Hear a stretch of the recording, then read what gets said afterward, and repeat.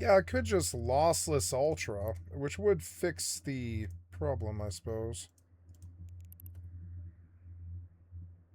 Let's go into Oblivion and see what we can get.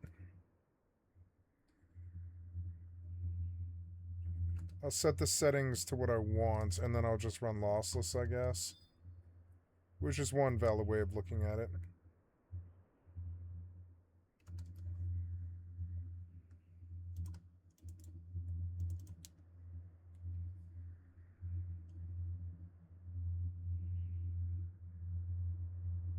Oh, I am using DLSS on Eve, and that might be part of it. Yeah, maybe I should switch it to just off. That actually might be part of it.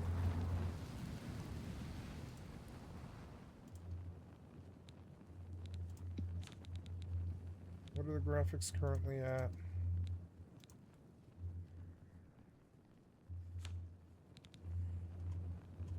Low. So I want this on custom, which would be view distance down, effects and foliage and shadows down, ultra. I don't know. The global illumination seems like it might be like a no. I do want that ultra reflection, post processing hair, cloth, and lumen RT and lumen software RT quality for lumen software calculator. Yeah, no, we'll keep this low because I'm trying to get frames. I don't know about Ultra with all these clients running. But we'll see. I don't know about DLSS either, or ZES, or off. Let's try off and just see. Let's try TSR and off and all that stuff and just see.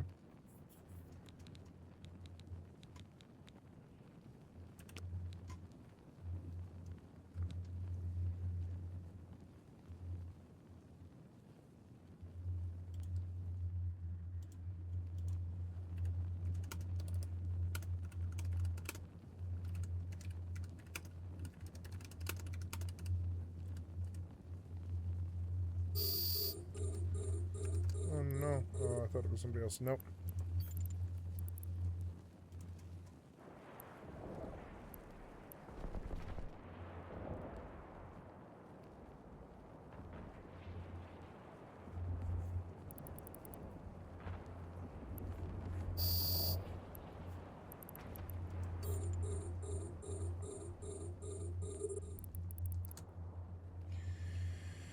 Uh,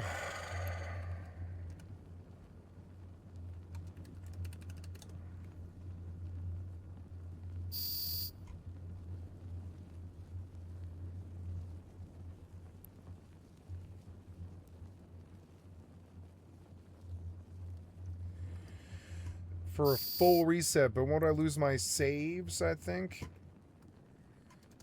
Let's back up the saves. Yeah, are you open right now? Let's see what it feels like. Okay, you say 60 something. Maybe it's recaching right now because it looks like it's all over the place. I don't know.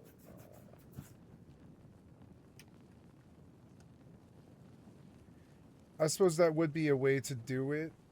Yeah, let's leave the game now that it's got the proper settings that I want. Yeah, those are the proper settings that I want. Then let's just go back to save games, right? And go up. Copy save games, right?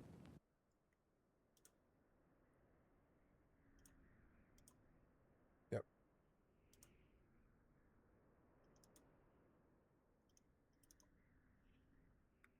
I want to delete everything but the save games, logs and crashes and configs and all this stuff. Yeah, I don't care. I'll redo all the keys if I have to. I want it to recache because it's like it's not proper, really.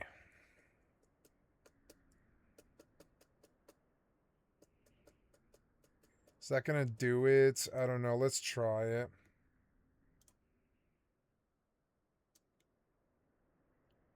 And just leave the save games and now reopen Oblivion again.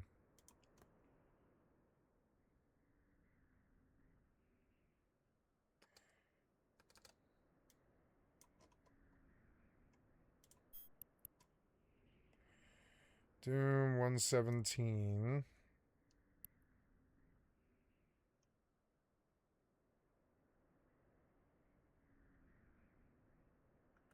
And while he's here, I'll just put on the micro warp drive.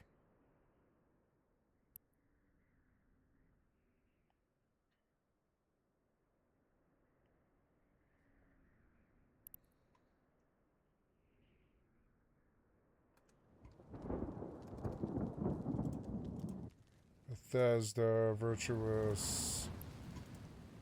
Press any button. Options. I don't see that you're getting rid of anything at all.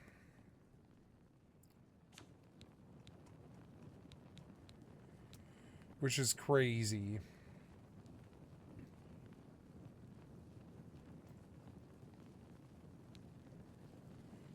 Alright, well...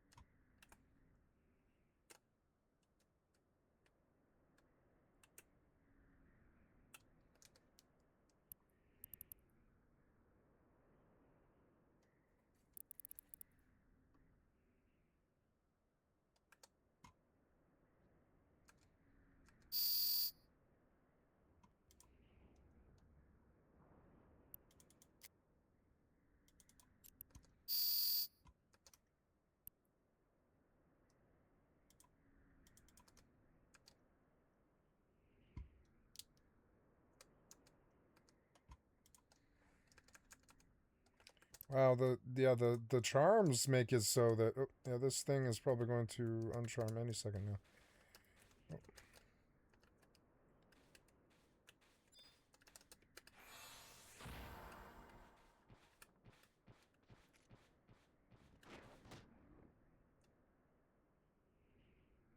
Oof. No, the Oblivion Remastered client is far too unstable.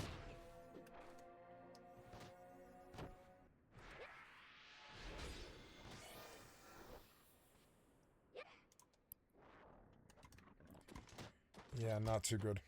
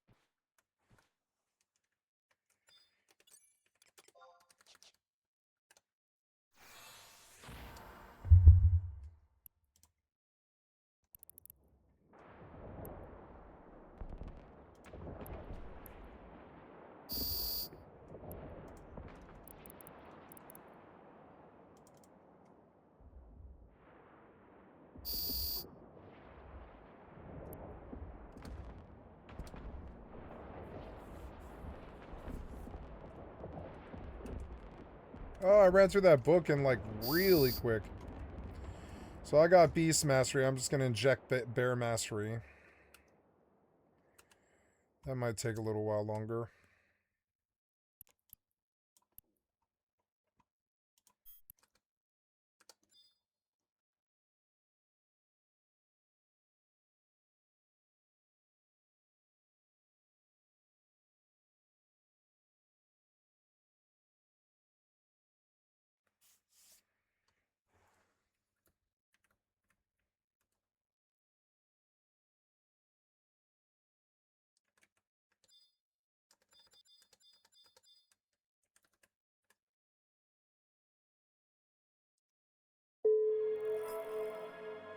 Nice, 14,850.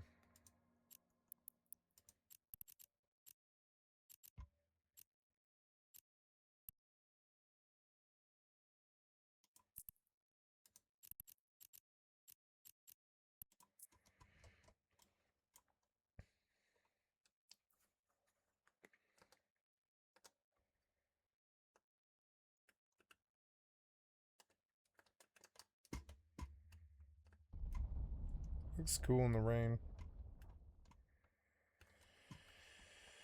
I want to go down that way, though. Oh, I came in. I might as well dump. I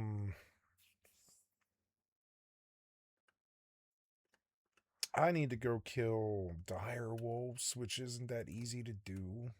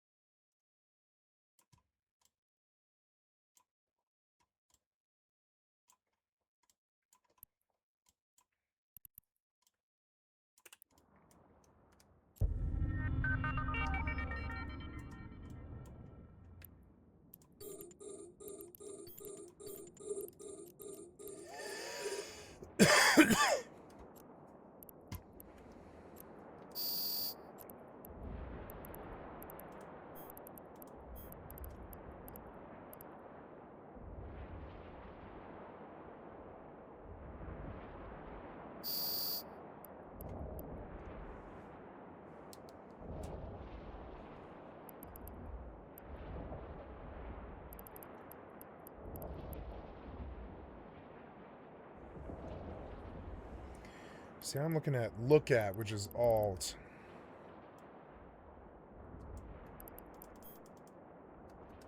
But you can't look at drones. You have to...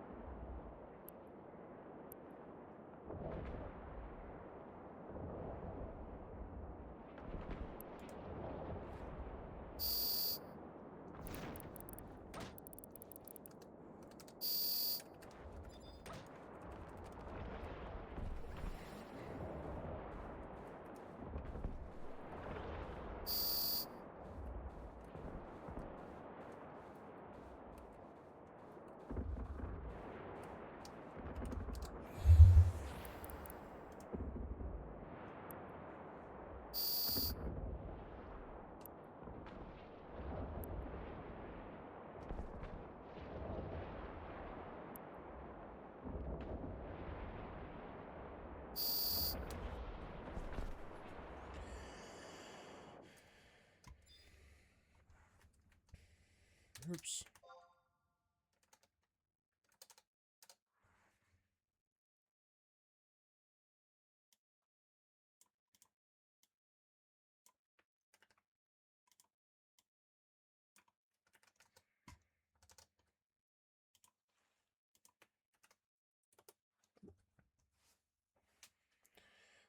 I'm not sure where that file is, to be honest.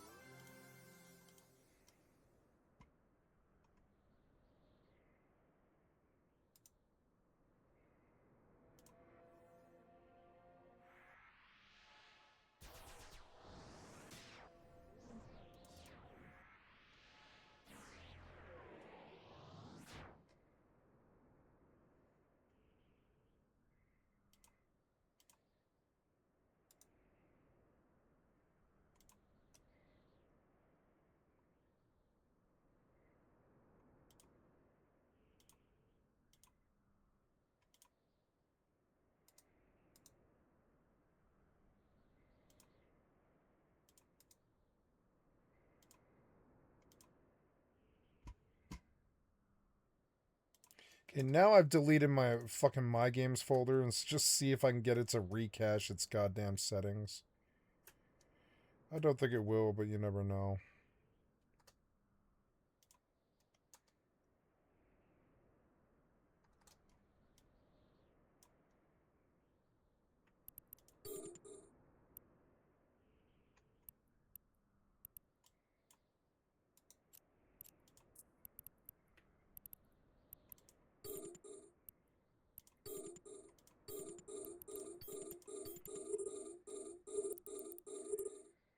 You've been examined.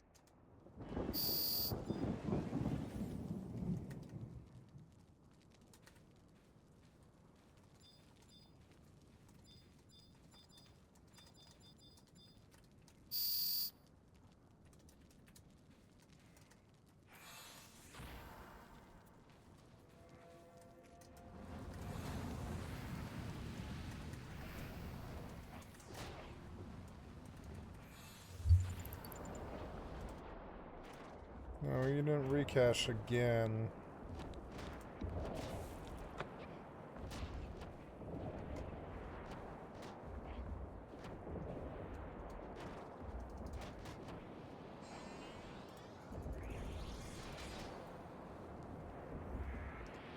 I don't know where this is saving it. Really don't know.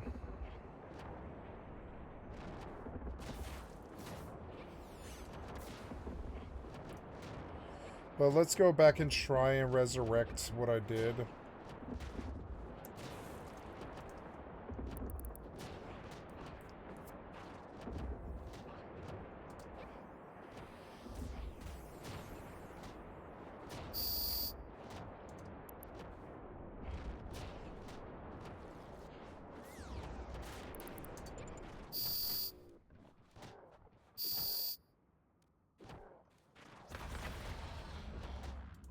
Incoming Tau.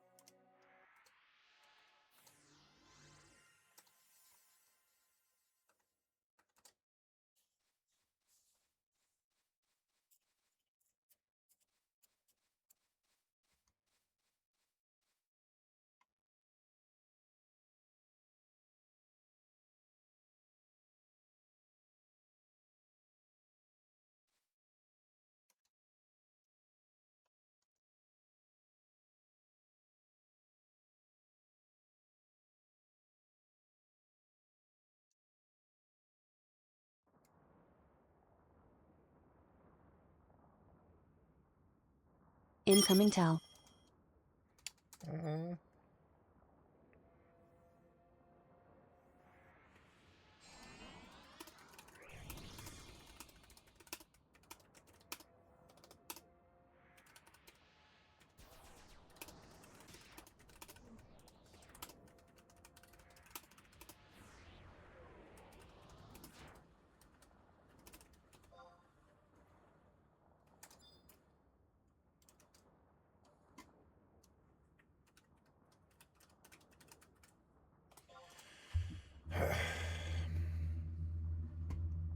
Incoming Tau.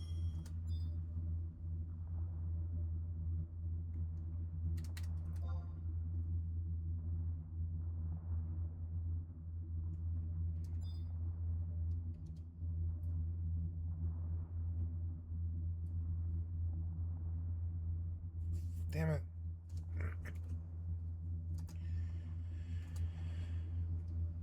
I hate saying no to people, but I never ever ask people for help. So it's like this thing where when I say no to people, I hate saying no to people, but I say no to people all the fucking time. And like I hate it because I never ever ever ask them. I never ever ask for help. And so then it's like it's just another thing that makes me dislike humanity more. Is it's like, yeah, I'm sorry, I gotta say no to you. I'm sorry, I'm not maining this game like you. I don't know when I'll be playing this next. Terribly sorry.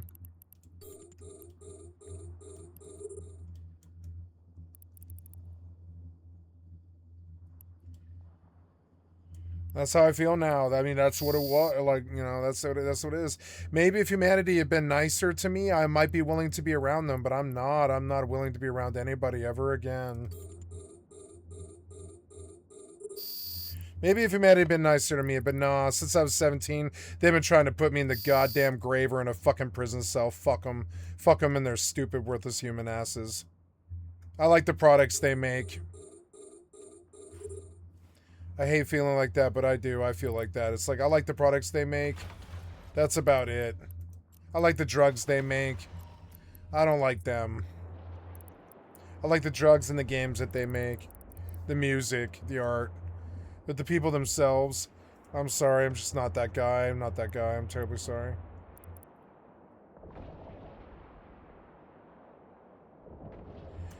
Years of bullshit and fucking idiots and their fucking problems and stream sniping and abuse and bullshit and bad friends and fucking pigs and problems and prison cells and fucking rough rides and just sorry.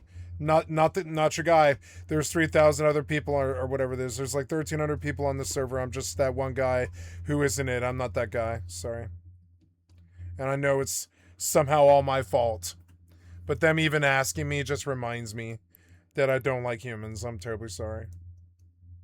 I'm not making an exception for some rando.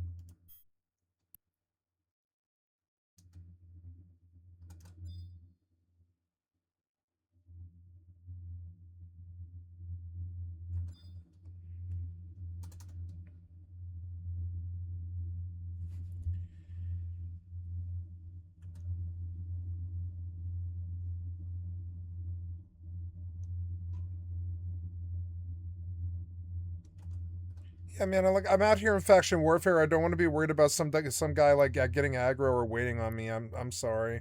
It's fair. I'm out here in motherfucking faction warfare making like 200 million today or whatever the fuck it is at the middle of the night. And I'm sorry, I just don't. To me, it is like babysitting somebody. I'm sorry, it is. It's like babysitting somebody. I hate it, but it is the reality. I used to be a lot more nice. I'm not. My job, my life, the bullshit from fucking everybody, from the government on down to everybody in my personal life, and I was just like, no, no, no. The answer is no. Sorry.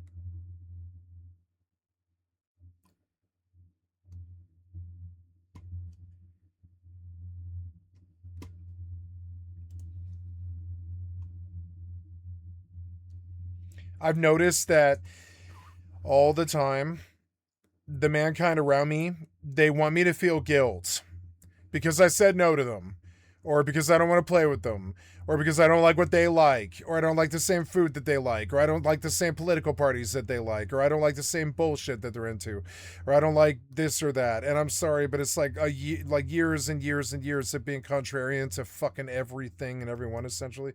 Why am I way out here? Why am I out here? Get back. Why am I way out here? Why? I didn't click on space. Let's go. Why the fuck am I way out here? Let's go. And it's just like, I don't know.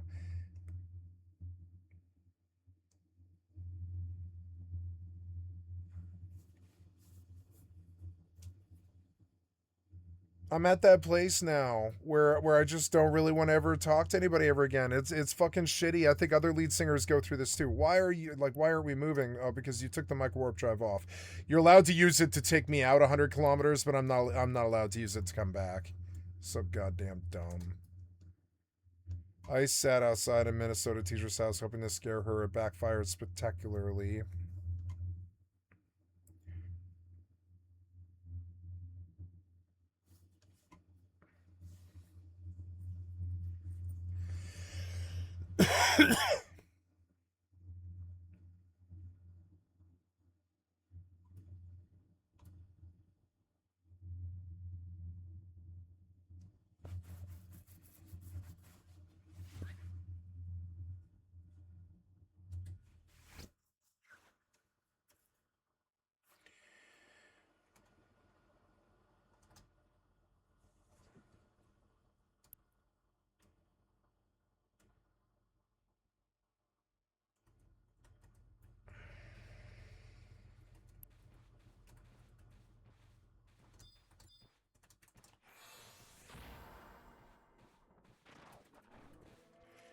Oh, I told you to sit down and you didn't, and now you're hurt. It's so annoying.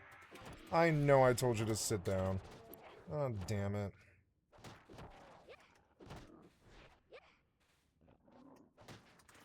Whatever.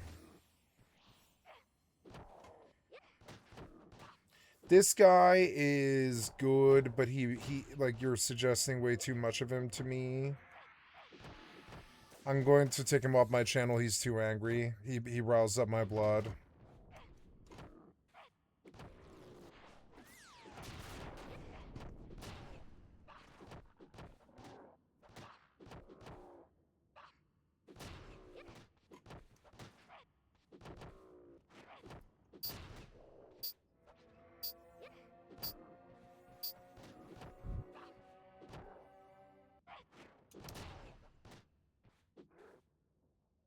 Now, he said rouge because he doesn't know how to spell rogue.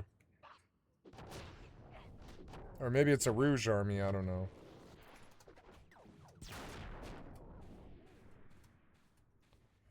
White mage.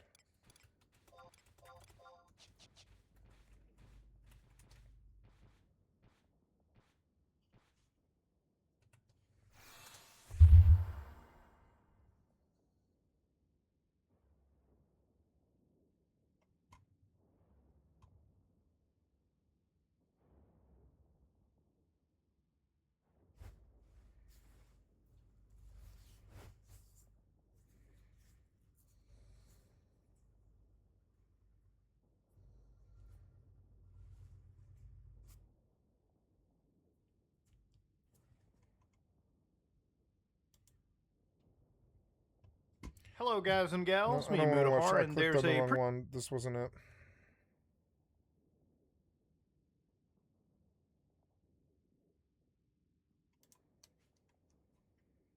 It's my first day setting new rules for myself, and I've already broke them. I am 0 for 2 so far. I know an awful lot of us have been bitching about how suppressed we are on TikTok. How 2 years ago, you know, we would get 4, 5, 600,000 views on the regular on videos. Videos often would crack 1 million views, and now I think my average is 2,000 views per video, no matter what I do. No matter if they're really short, non-monetized videos or 10-minute long videos, I typically get one video a month that breaks out and maybe gets 25 or 30,000 views. But in general, it's like hundreds of views. Down a little bit. In the past, if I had a video that got less than 20,000 views, I would literally take it down, edit it, and republish it because it just seemed like such a low number. Things have changed drastically in the last 2 years. And in particular, since the election, and I know that there was this report that came out this week that talked about how content on TikTok around what's happening in Minnesota is being suppressed. How DHS said that they were going to do a drawdown. And they kicked out Greg Bavino, which only happened because of mass public opposition, right? That was a win for us. But then they brought in Tom Homan, devout Catholic Tom Homan, who is carrying out an ethnic cleansing largely against other Catholics. And he said he's going to draw down. He took out a couple hundred agents, and really, though, things have not changed very much at all for folks in Minnesota. It's still terrible there. It's still oppressive and terrible and violent, and there is an active resistance where people are caring for their neighbors and trying to protect them from the tyranny of ICE. But we're not hearing about it so much. Content is being actively suppressed on TikTok from Minnesota creators who are sharing the truth of what is happening there. And it's true for a lot of pro-democracy creators. I firmly believe that the only people whose views are getting out are people who say things that the regime likes, or they have some entity that is backing them and making sure that their content gets pushed, that is greasing the palms of TikTok a little bit. That's purely speculative. I don't have any evidence of that, but I would be surprised. All of the big social media creators I see who are truly independent and are not sponsored by some agency or some dark money group or some PAC or some corporation, their content is really, really suppressed. They're large accounts who got lots of views, big reach a couple of years ago, and now nobody sees anything that they make. And that's what happened to me, right? I have gained, I think, like 300 followers in the last year. When I went from 0 to 150,000 in less than a year. And it's a nightmare. So I made these new rules for myself along with the help of, I hired somebody. I have help. I've hired help now. I would say a consultant, a creative director who's helping me. And we set some new rules, trying to figure out if I can recover my TikTok accounts, change the way that I make content in order to help my message get out to more people. See if it's possible to overcome the struggles of the algorithm. Likewise, she set some limits on me for how much content I put out on YouTube, because I'm working 7 days a week, about 80 hours a week, if not more, on social media, and it's not sustainable. I can't put out 4, 5, 6, 7 videos a day that are between 10 and 20 minutes long. It's just not I'm running myself into the ground, and I have an awful lot of community organizing work that I need to do. So she's like, for the next Oh my week or god, I've so, got let's just have you 1.1 limit million yourself LP to already, two and I started longer like videos 4 a day days and see ago. how that goes. I'm gonna make And then so one much short money. video a day talking expressly about permaculture, because I'm already getting really excited. I miss talking about permaculture. You notice in my videos I try and sprinkle in a little bit of permaculture principles and ethics and design whenever I can. I really miss talking about it. And permaculture is a design system about building a more just and regenerative world, so it's more applicable in these times than maybe it ever has been before. So I want to make a short series, maybe 5 or 6 videos, an intro to permaculture, and then maybe a longer series of videos on the 12 principles of permaculture, just explaining to people what it is, right? But then also only 2 long YouTube videos a day talking about politics. And that's really hard for me because I typically script out 20-something videos a day. It's a huge waste of energy. And I only film somewhere between 4 and 8 videos a day. And again, not sustainable at all, but I feel like I've not even begun to touch all of the important topics and link different stories together that I really want to talk about. So it will be an exercise in self-control for me to limit myself to 2 videos a day. I am failing already because I'm doing this long video to explain what I'm going to be doing. But I just got off a 2-hour-long live, which was wonderful, really, really good conversation with folks. And I want to have transparency because I mentioned I was going to be making some changes. And I want people to know that, like, I'm fine, I'm healthy, I have a ton of organizing work that I need to be doing. My kids need some attention. I'm working on building a studio in my backyard. And I think that this is a really good time to make fewer videos and to figure out if I can make this job more sustainable and still help people in the same way that I have been. So my intent, even though I have broken my rule on day 1, is to make 2 long videos a day and 1 short permaculture video a day for the next week or so, and just see how that goes, right? See what the analytics look like, see how my audience feels about it, and see how it works in my life if it gives me more bandwidth and more room for organizing and mutual aid. And also, like, sleep would be a good thing as well, because I'm not sleeping hardly at all. And I realize I've aged 10 years in a year, and I realize I'm very haggard, and it shows in the content that I make. I feel like my content is often compromised in terms of the editing and some of the rambling that I do, because I'm just running on fumes all of the time. And I really wanted to let my audience know, y'all, I'm trying to improve the quality of the content on my channel and also the sustainability of the content that I put out. We're in it for the long haul, y'all. This is a marathon, not a sprint, and I have been treating it like a sprint. The gal that is working for me now said that I'm not modeling for future employees or my audience how it is that they should be moving and behaving. I would not want one of my employees to be working all hours, to be working at 11 o'clock on a Sunday night, or to be working 80 hours a week. No, of course not. I think that everybody in the US should have a 30-hour work week. I think we should have a 4-day work week. So I'm not really practicing what I'm preaching. So I'm gonna try and work on that. We'll see what that looks like. I'm trying to get more efficient about my editing, have help with editing and figuring out how to streamline my platforms to make things more.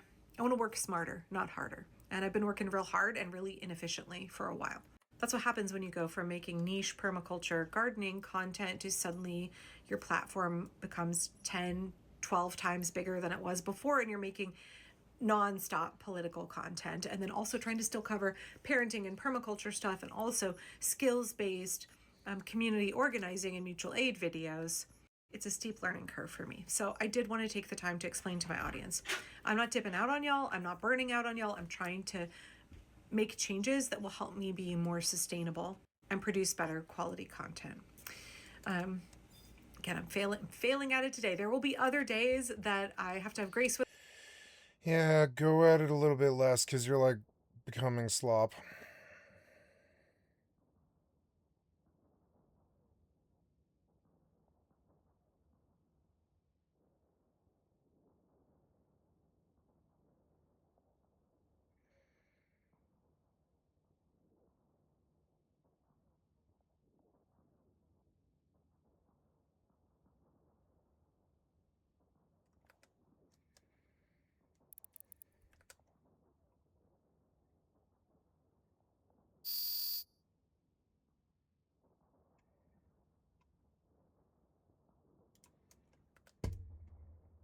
Truman Capote's In Cold Blood is often cited as the birth of the modern true crime genre.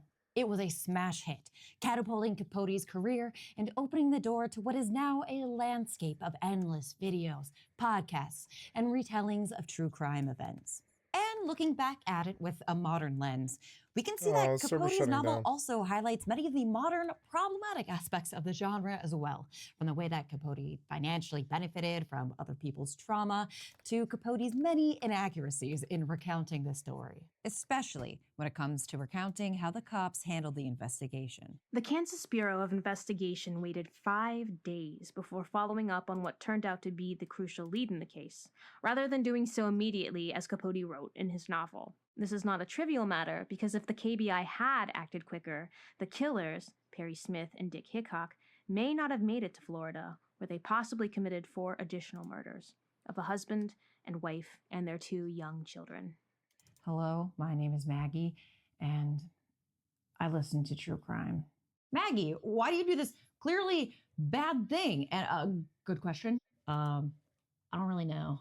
It probably started during the pandemic when I needed endless hours of something, and I've always loved nonfiction.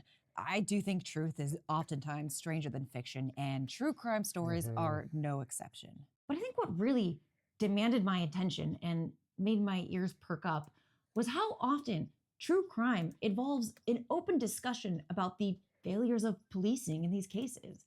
I started to recognize creators who, when I first started watching their videos, it felt like they were giving cops the benefit of the doubt. But over time, they've almost like radicalized themselves because of how egregiously and how often police mess up a case, purposefully sabotage an investigation, or are even sometimes the killers themselves. If the beginning of this genre was Truman Capote hand-waving the failures of law enforcement, then we have come a very long way, my friends. And as somebody who studies media and the effects that it has on people and society, I just found that progression fascinating. I first thought this video would be, a deep dive on true crime channels and making a big catalog of videos to analyze how often true crime stories feature good police work and how often they cited a problem with the police's investigation. But I eventually had to stop because it was practically all of them. All of them had police fucking up the case. There was no point in keeping track. Police losing evidence. Police disrespecting grieving family members. Police letting a serial killer go because he just seemed like a nice guy.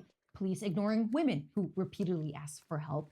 Police ignoring indigenous communities when repeatedly asking for help. Police engaging in cover-ups. Police themselves being the ones who commit murder. And in the rare case where cops actually did do their job, the hosts were genuinely surprised.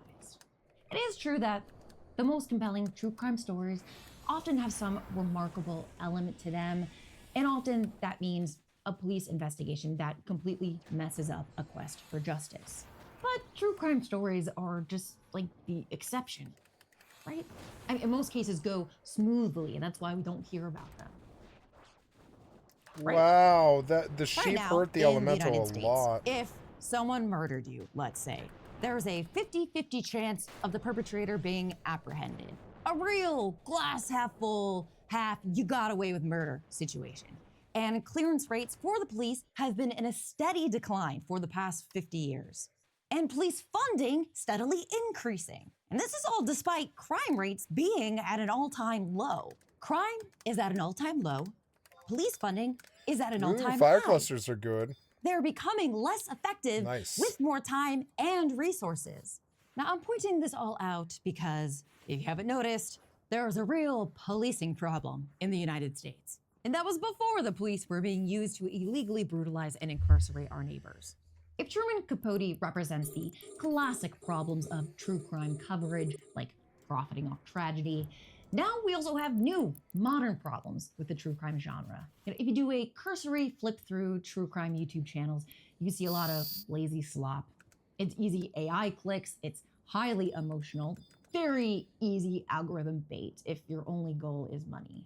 You'll be listening to a true crime podcast and hear a commercial for a home security system, which at best feels like emotional manipulation. But for the most part, I'm not going to make these criticisms the main focus of this essay because we already have a lot of ground to cover. I'm going to link other videos that I recommend that cover this topic very, very well. My friend Princess has not one but 2 videos on the ethical nature of true crime.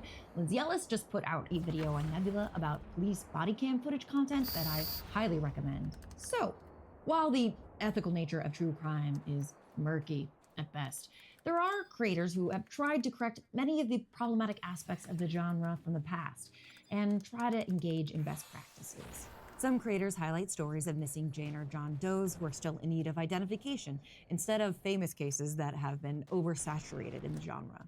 Some cover cases that are older instead of breaking news to avoid cases currently in the public eye. Some frequently share stories about Indigenous and other vulnerable communities because they receive less coverage from mainstream news outlets. There are passionate people in the community who are dedicated to making things better.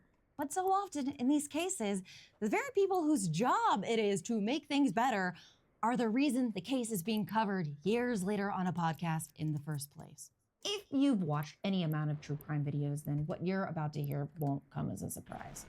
We have discussed many cases here on my channel where it is apparent, it is evident, plain as day, that a department, a group of law enforcement, is putting in no time or effort into a case. Understandably, his family has expressed extreme frustration with the police, stating that 98% of the search effort was carried out by the family, which obviously is very frustrating. I have such a serious issue with how the authorities handled this situation. She talked to police officers about his behavior. She talked about how she didn't feel safe. Doesn't seem like the police cared to learn as much as they could about Mercedes' life leading up to her murder. Policing has been a topic of discussion in activists and civil rights communities since the inception of the police. Mercedes? Wait, Mercedes? Where does the true crime community fit into this discussion? Why are police seemingly and statistically so inept? Why do we see the same mistakes happen again and again in police work? And in the act of researching and telling and listening to these stories, are creators and audiences learning to distrust the police, who seemingly fuck up investigations week after week? And it's not just me asking this question. I see all the time comments, viral posts, asking why aren't more true crime heads anti-cop? Well, like I mentioned before, we're not exactly starting on an even playing field. Since the beginning, true crime has gone hand in hand with police department propaganda. Every great story needs an easily identifiable villain and a hero, and if the criminal is the villain, then that makes the cop de facto the hero. No, it's easy to take for granted how much media influences our idea of the world, but law enforcement surely knows how important it is. The police spend tens of millions of dollars every year in PR departments, shaping their public image. I killed him. It took 3 pets, but I killed him. Entirely. They spend so much money creating relationships with news outlets and politicians and tech companies to cast their actions in a favorable light. But they don't exactly have that same relationship with independent true crime YouTube channels, which is probably why it's easier to stumble upon someone with a messy bun. There it is, fire police cluster. For once again lying to a family and saying that they need to wait 24 hours before reporting their loved one missing. 2 years ago, a huge true crime channel did a documentary about Jessica Easterly, a woman who went missing in 2019. And the murder of Mercedes. I hope it's not a friend of mine. I actually knew a girl named Mercedes. The Mercedes story. Oh, no. Okay. No. Mercedes.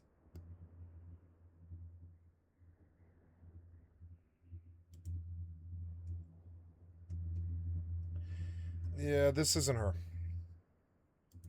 Poor lady. They did not pull any punches, calling out local law enforcement for not investigating the main suspect, Jessica's ex-husband. New Orleans was Jessica's home, and the New Orleans Police Department, who swore to serve and protect her, utterly failed her. They failed to investigate, they failed to care, and failed to even try to solve her murder. But this is just one instance. I mean, with how popular true crime is, I wondered, is there an overwhelming push from the true crime community to change the way that policing is done in the United States? Is there a true crime to ACAB pipeline? No, not really. But There should be. And there could be. If there's one thing I have learned from listening to true crime, it is that if you see something, you need to say something. So, I will be that girly who helps make the connection between police failings as depicted in the true crime genre and the structural failings of policing in our society. To help with this investigation, I did what any good detective would do. I talked to the experts. Throughout the video, we'll hear from Alec Karakatsanis, civil rights lawyer and author of the book Propaganda. The way that the police market themselves, they understand that nobody thinks that the police are a solution to interpersonal violence among people who know each other. They want to market violence as committed by all these strangers and immigrants and poor people and people of color because those are the people that the police spend all their money cracking down on. And for a layman's perspective, Brandon Sutton, political commentator and recent true crime enthusiast. The true crime genre makes people believe, and this is not incorrect, that police don't work. Now, a lot of people, because it's America, think that there's like a punitive reason for that. Like the crime is not punished harshly enough. Like the judges aren't allowed to sentence people to death for stealing a loaf of bread.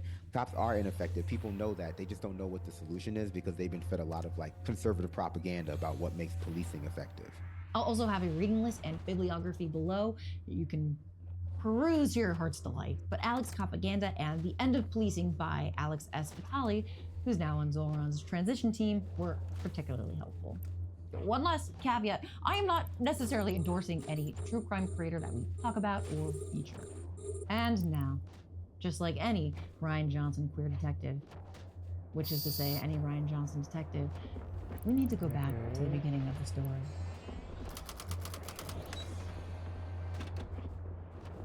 As we mentioned, In Cold Blood kicked off the now widely recognized true crime genre, and in it, Capote bent the truth to cast the police in a more favorable light. This is what's known as propaganda. That is, portraying the actions of law enforcement as only positive, just, and effective in capturing the criminal in question. Propaganda has a long history in the world of true crime, and there are many reasons why. Historically, true crime narratives are overwhelmingly told from the perspective of the detectives, taking the audience along for the ride as they investigate. It's a detective's job to build a narrative around the criminal in order to secure a conviction from a jury. So now I get out my puzzle pieces and I start figuring out, okay, how do I make it so you look like a monster? That gives writers a pre-crafted narrative to rely on when recounting the story in a podcast, novel, or film. Not to mention, many journalists feel the need to soften the image of the police in their reporting in order to keep their relationship with law enforcement intact for future leads and information. Because what police actually do and the reasons for it is so different from what they tell us that their goals are, they have to have incredibly powerful propaganda operations. For example, when the Chicago police killed teenager Laquan McDonald over 10 years ago, they had 4 full-time public relations officers whose job was to kind of manipulate the news. And now, as you and I are talking, they have over 50 full-time public relations people. And this is not just unique to Chicago. The Los Angeles sheriff has 42 himself. The NYPD has almost 90. Virtually any time you see a news story in local or national news about any of these issues, there's a policing public relations team behind it.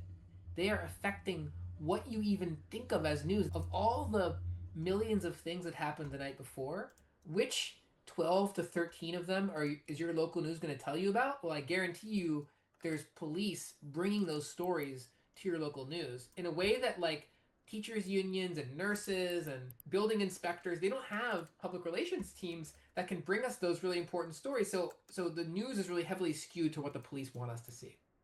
On top of that, the movie industry used to have literal regulations against portraying the cops in a negative light. In his article, Pre-Code Hollywood, author Mick LaSalle describes the guidelines laid out by the most famous of these regulations, the Hays Code. Authority could not be held up to ridicule. In the case of politicians, police, and judges, they could, under some circumstances, be movie villains, so long as it was clear that they were bad apples and not representative of their institutions. Under this code, movies were to be sermons. Worse than that, they were to be deceitful sermons, presenting an untrue vision of life for propagandistic purposes. As the Hays Code ended in the late 60s, we started seeing more nuanced and critical examinations of the role that police play in our society. The station's been letting the cops and the FBI study our footage. Films like Serpico and Justice for All and Across 110th Street. This, of course, coincided with the civil rights movement, as people saw with their own eyes the ways in which cops engaged in violence against the communities they were supposedly charged with protecting. And films portraying the police as violent and the justice system as corrupt gained attention, notoriety, and acclaim. I got an insane judge who likes to beat the shit out of women. You're supposed to stand for something. You're supposed to protect people, but instead you fucking murder them. But even without the Hays Code, the industry still produces tons and tons of pro-cop propaganda. Cop shows, like procedural dramas, things like that, they're so ubiquitous. It's very difficult to like turn on a television if you have like a television that has channels without seeing something in the, SVU, Law and Order type genre. Another extremely important installment in the true crime genre is the 1988 documentary, The Thin Blue Line. Billed as a non-fiction feature film invoking comparisons to Truman Capote's non-fiction novel, In Cold Blood, Errol Morris's documentary tells the story of a man, Randall Ray Adams, who was wrongly convicted and sentenced to death for the murder of a Texas cop. The thin blue line of the title refers to the idea that the police are the line that separates civilized society from a world of chaos, murder, and anarchy. The documentary utilized extensive reenactments of the crime, as well as detailed diagrams of the scene to show how Adams could not have committed the murder. Not only that, but Morris even got the real culprit, David Ray Harris, to admit on tape that he was guilty.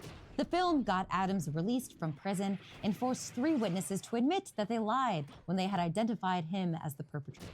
The extensive reenactments were not only a turning point in how documentary film was produced and perceived, but also in opening up the public to be more skeptical of the police and the criminal justice system. Even though the film was successful by documentary standards, The Thin Blue Line's reach was limited by the simple fact that documentaries weren't big business at the time. On the other hand, mainstream shows like Cops, debuting a year later, offered high-energy, titillating, extremely pro-police perspectives, which presented themselves as true depictions of police and criminals. And of course, Cops was wildly successful, drowning out any discussion that The Thin Blue Line was attempting to have. The podcast, Running from Cops, did a fantastic job documenting how the show Cops changed the way that people perceive law enforcement. Not only did they uncover a multitude of instances in which people filmed on the show never gave permission for the use of their image or likeness, but how the show put immense pressure on cops to instigate and fabricate instances worthy of a TV show, including, but not limited to, planting evidence and framing civilians. Now, much like during the civil rights movement, we have seen the brutality of police officers with our own eyes, thanks to community efforts like the Black Lives Matter movement and the more recent Ice Watch volunteers. Technology like body cams were supposed to help keep law enforcement accountable, but have actually captured law enforcement's unbridled violence against our community's most vulnerable. We are in an age where we are questioning all of the institutions around us. We are in an age of review, finding out what is actually working for society, and if not, why. By the time I watched The Thin Blue Line in college around 2013, it seemed so quaint. Of course the cops framed someone instead of solving the case. This really made waves. As society has evolved, so has the true crime content that comes with it. In the past, true crime has often glamorized the perpetrators, like how Truman Capote befriended Perry Smith while writing In Cold Blood. Now, true crime, at its best, is much more victim-focused, as a response to valid criticism about a genre that was often glorifying the perpetrators. Since most YouTubers work independently, many are not beholden to the same relationships or sway from powerful law enforcement PR teams. After conducting a shit ton of research, I've compiled many of the most notable true crime cases and put them into 3 categories. Cases where the cops were incompetent, cases where the cops were biased, and cases where the cops were the literal perpetrator. And as we mentioned, the cases, we'll be discussing the reasons police so often fail families searching for their loved ones, women asking for safety, and marginalized communities demanding to be heard. And hopefully, by the end, we'll have an answer for the armchair detective asking themselves, why hasn't this case been solved? So, let's get to the bottom of this. In true crime, we often see cases of ignorance of authorities and the lack of movement on cases. This one is a prime example of no matter how loud the public screams, sometimes no one in power will listen.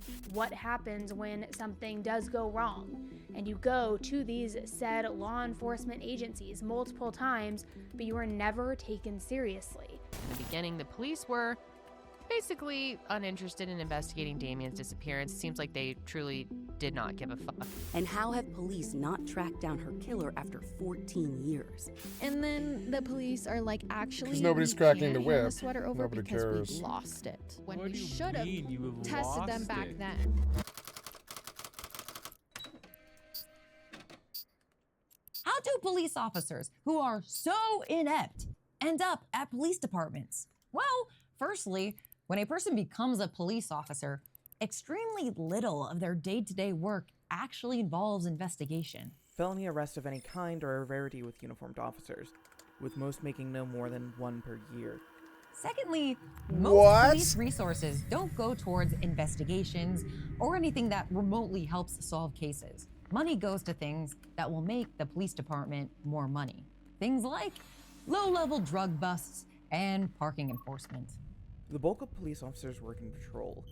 They take reports, engage in random patrol, address parking and driving violations and noise complaints, issue tickets, and make misdemeanor arrests for drinking in public, possession of small amount of drugs, or the vague, disorderly conduct.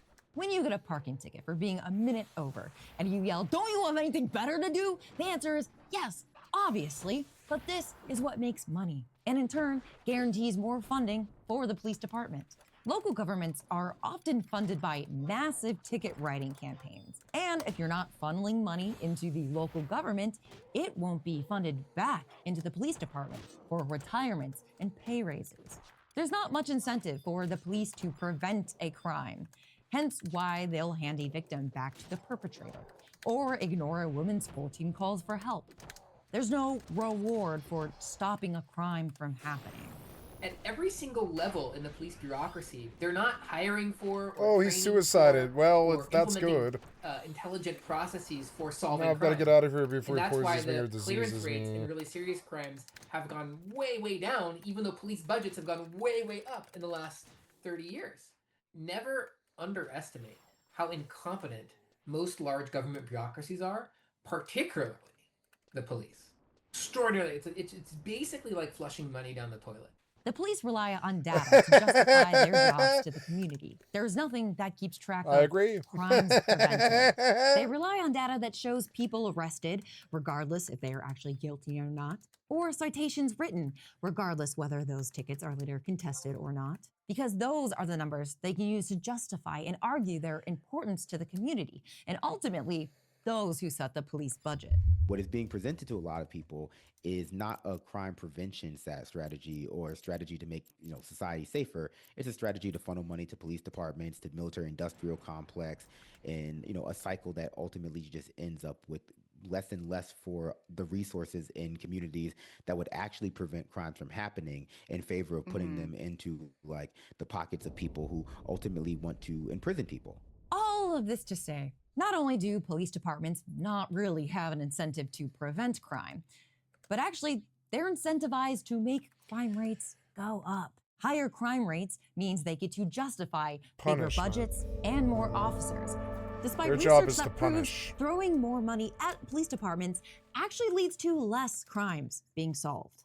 Our society has invested so many tens of billions of dollars in like courts and judges and police officers and cages and chains and prosecutors and prisons, right? That we actually don't invest in the resources that people need. So for example, a place to go with your kids, shelter, right? Adequate medical coverage if you leave your partner who's abusive. These are all things that are proven in study after study after study to lead to lower levels of physical and sexual violence. And yet in our society, what we're doing instead is punishing people in a way that actually makes people more likely to be victimized in the future.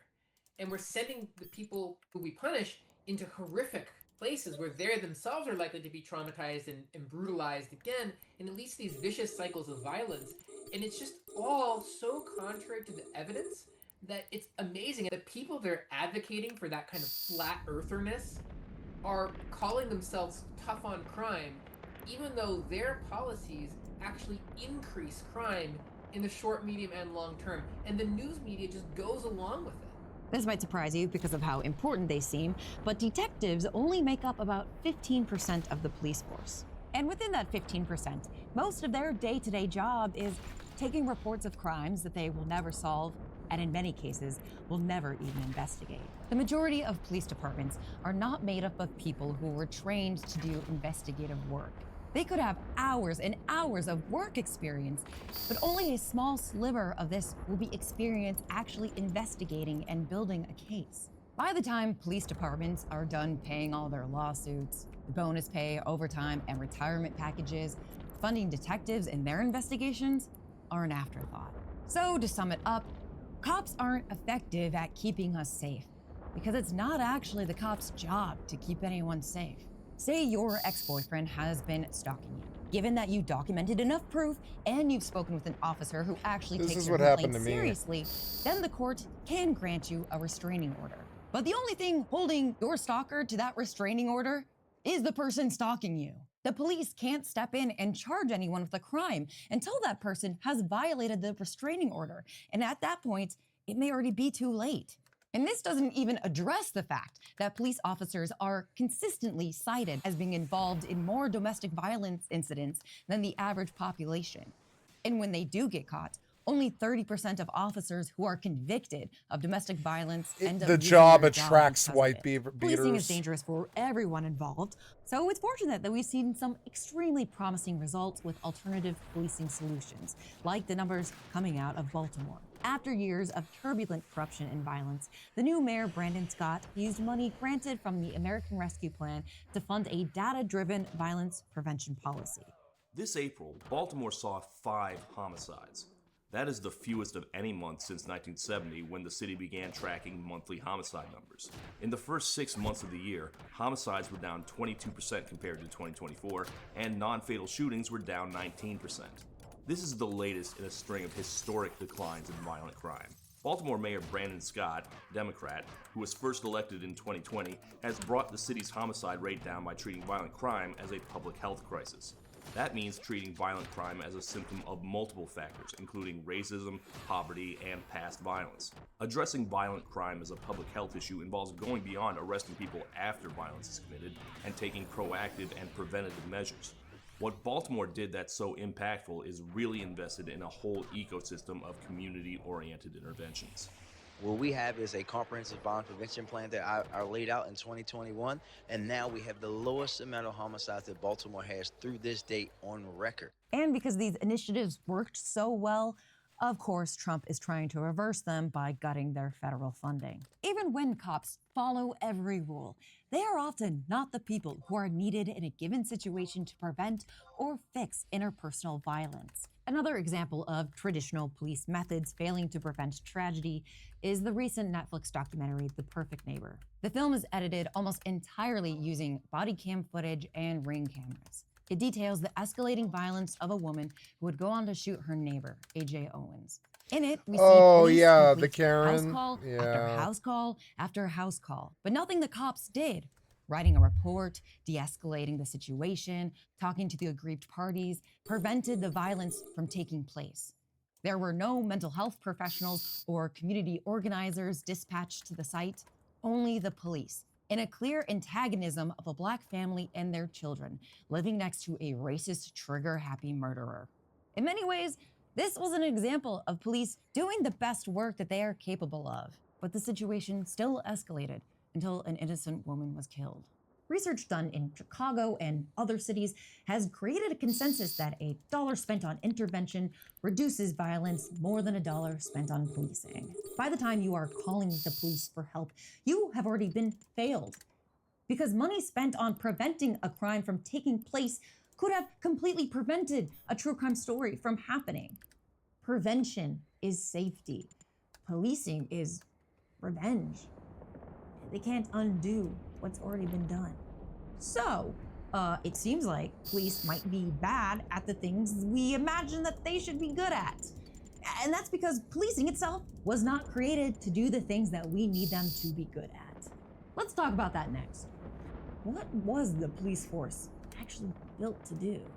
In 2011, Punish. she told the New York Times that her daughter's case punishment. was ignored because Shannon was in sex work. She said, quote, "I think they look at them like they're a throwaway."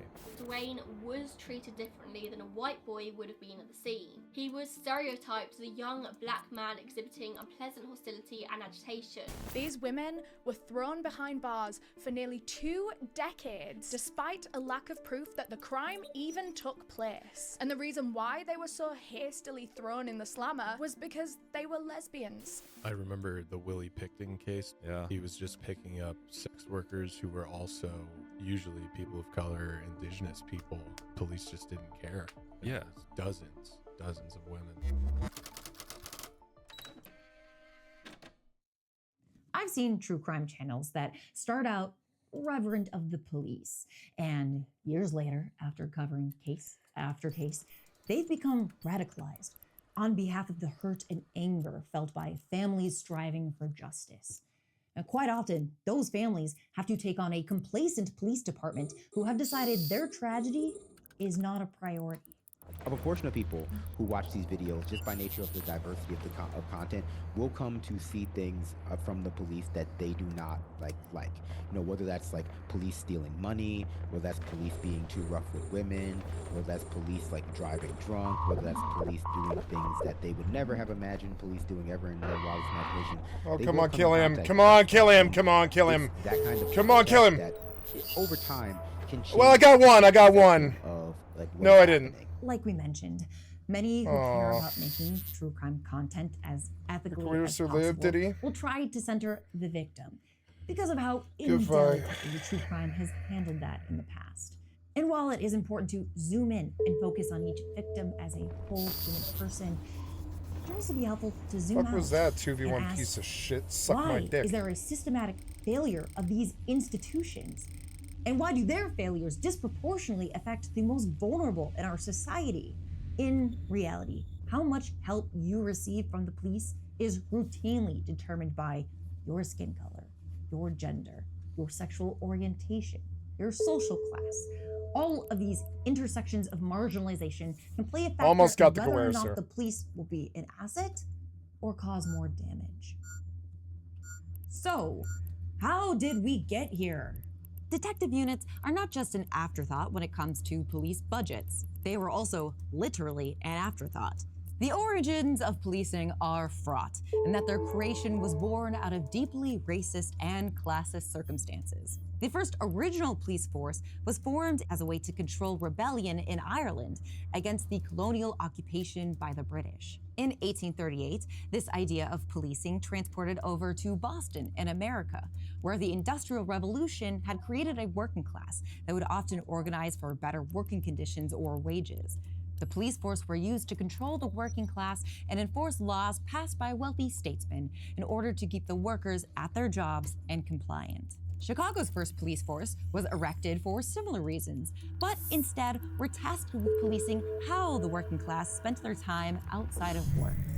These morality laws included things like how women could wear their hair, what bathing suits were acceptable, and criminalizing recreational activities like gambling, prostitution, and drinking. When several saloon keepers were arrested, a group of mostly German men tried to free them from jail. Dubbed the Lager Beer Riots, this event led the wealthy of the city to demand Yeah, a stronger Lager police Beer force, Riots. officially creating the Chicago PD. We can see that in its formation, policing was not really about solving crimes or anything resembling what we imagine detectives to be today.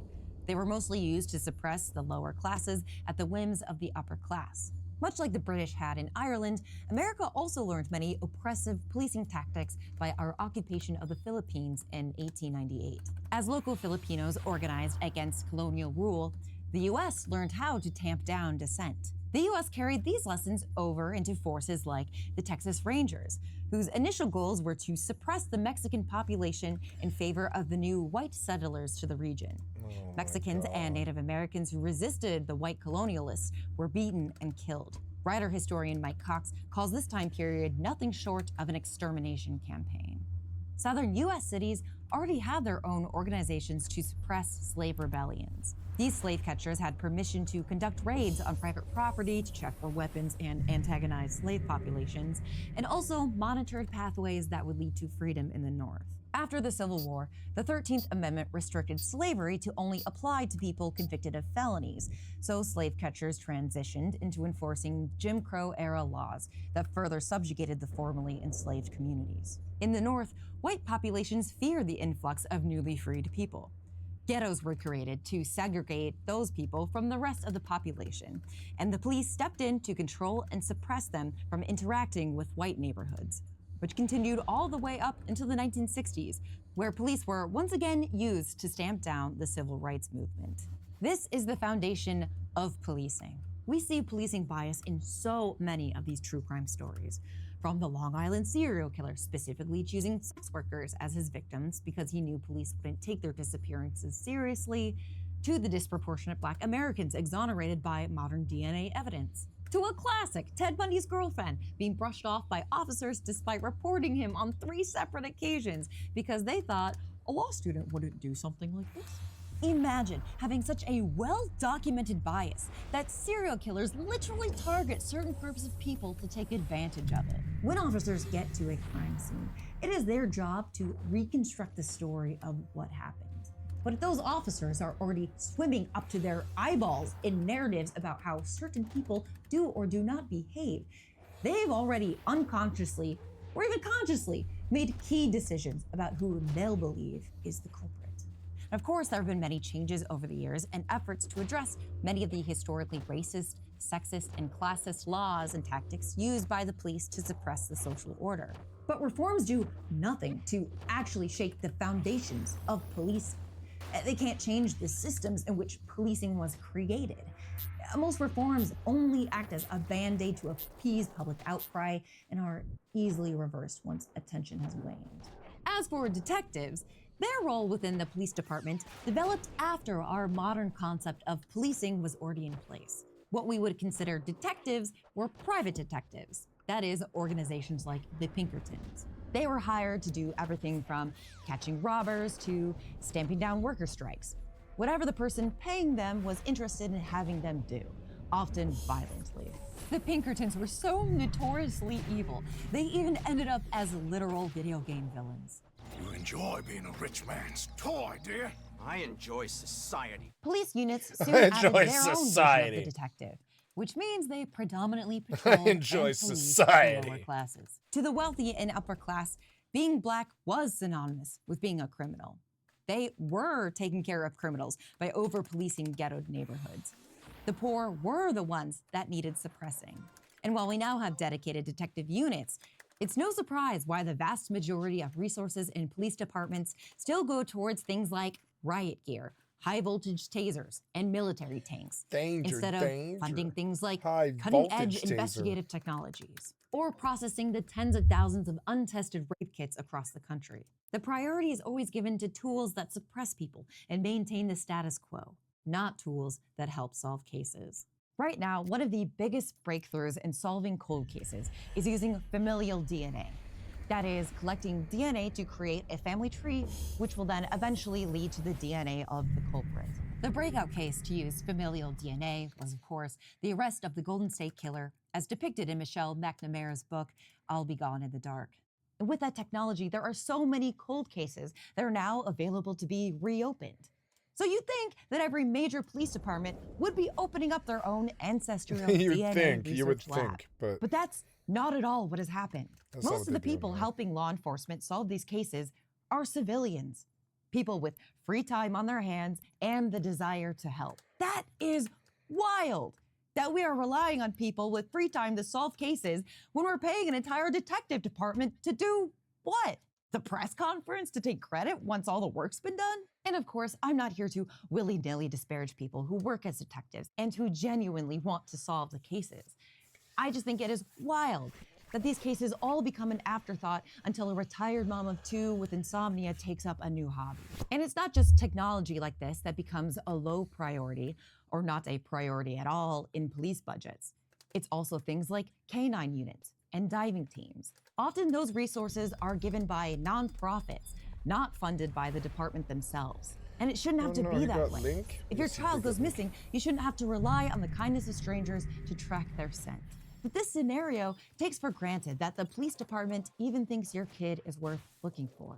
And that is not a guarantee, because like we discussed, to the police, no bomb for some you, people fuck you. are more of a person than others. And while this messy, understatement, origin of the police is still baked into police departments to this day, it is also baked into how we train and educate those on the police force. Cop education today mostly uses a for-profit training system that mainly teaches self-defense, combat, and maintaining a warrior mentality. Special police force trainers are hired through the private sector to instill a base level of fear of the other, as if every civilian is a potential combatant. Are you emotionally, spiritually, psychologically Yes. prepared No, I'm just kidding.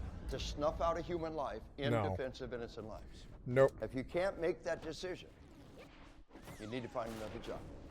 What is not often taught, however, is the complexity of how race, poverty, and discrimination may affect a population's crime rates, or how to make difficult decisions under pressure. According to the End of Policing, Cats are given little in the way of substantial advice about how to make decisions in a complex environment. in 1982, criminologists James Q. Wilson and George Kelly argued that poor people were more likely to commit crime because of an inherent aversion to social order and could not be helped with government assistance or economic relief. Instead, they suggested, police should target low-level infractions for intensive, invasive, and aggressive enforcement. This became the generally accepted goal of the police force, to police the unruly poor who are unable and unwilling to help themselves. But it turns out, Wilson and Kelling were simply boilerplate racists.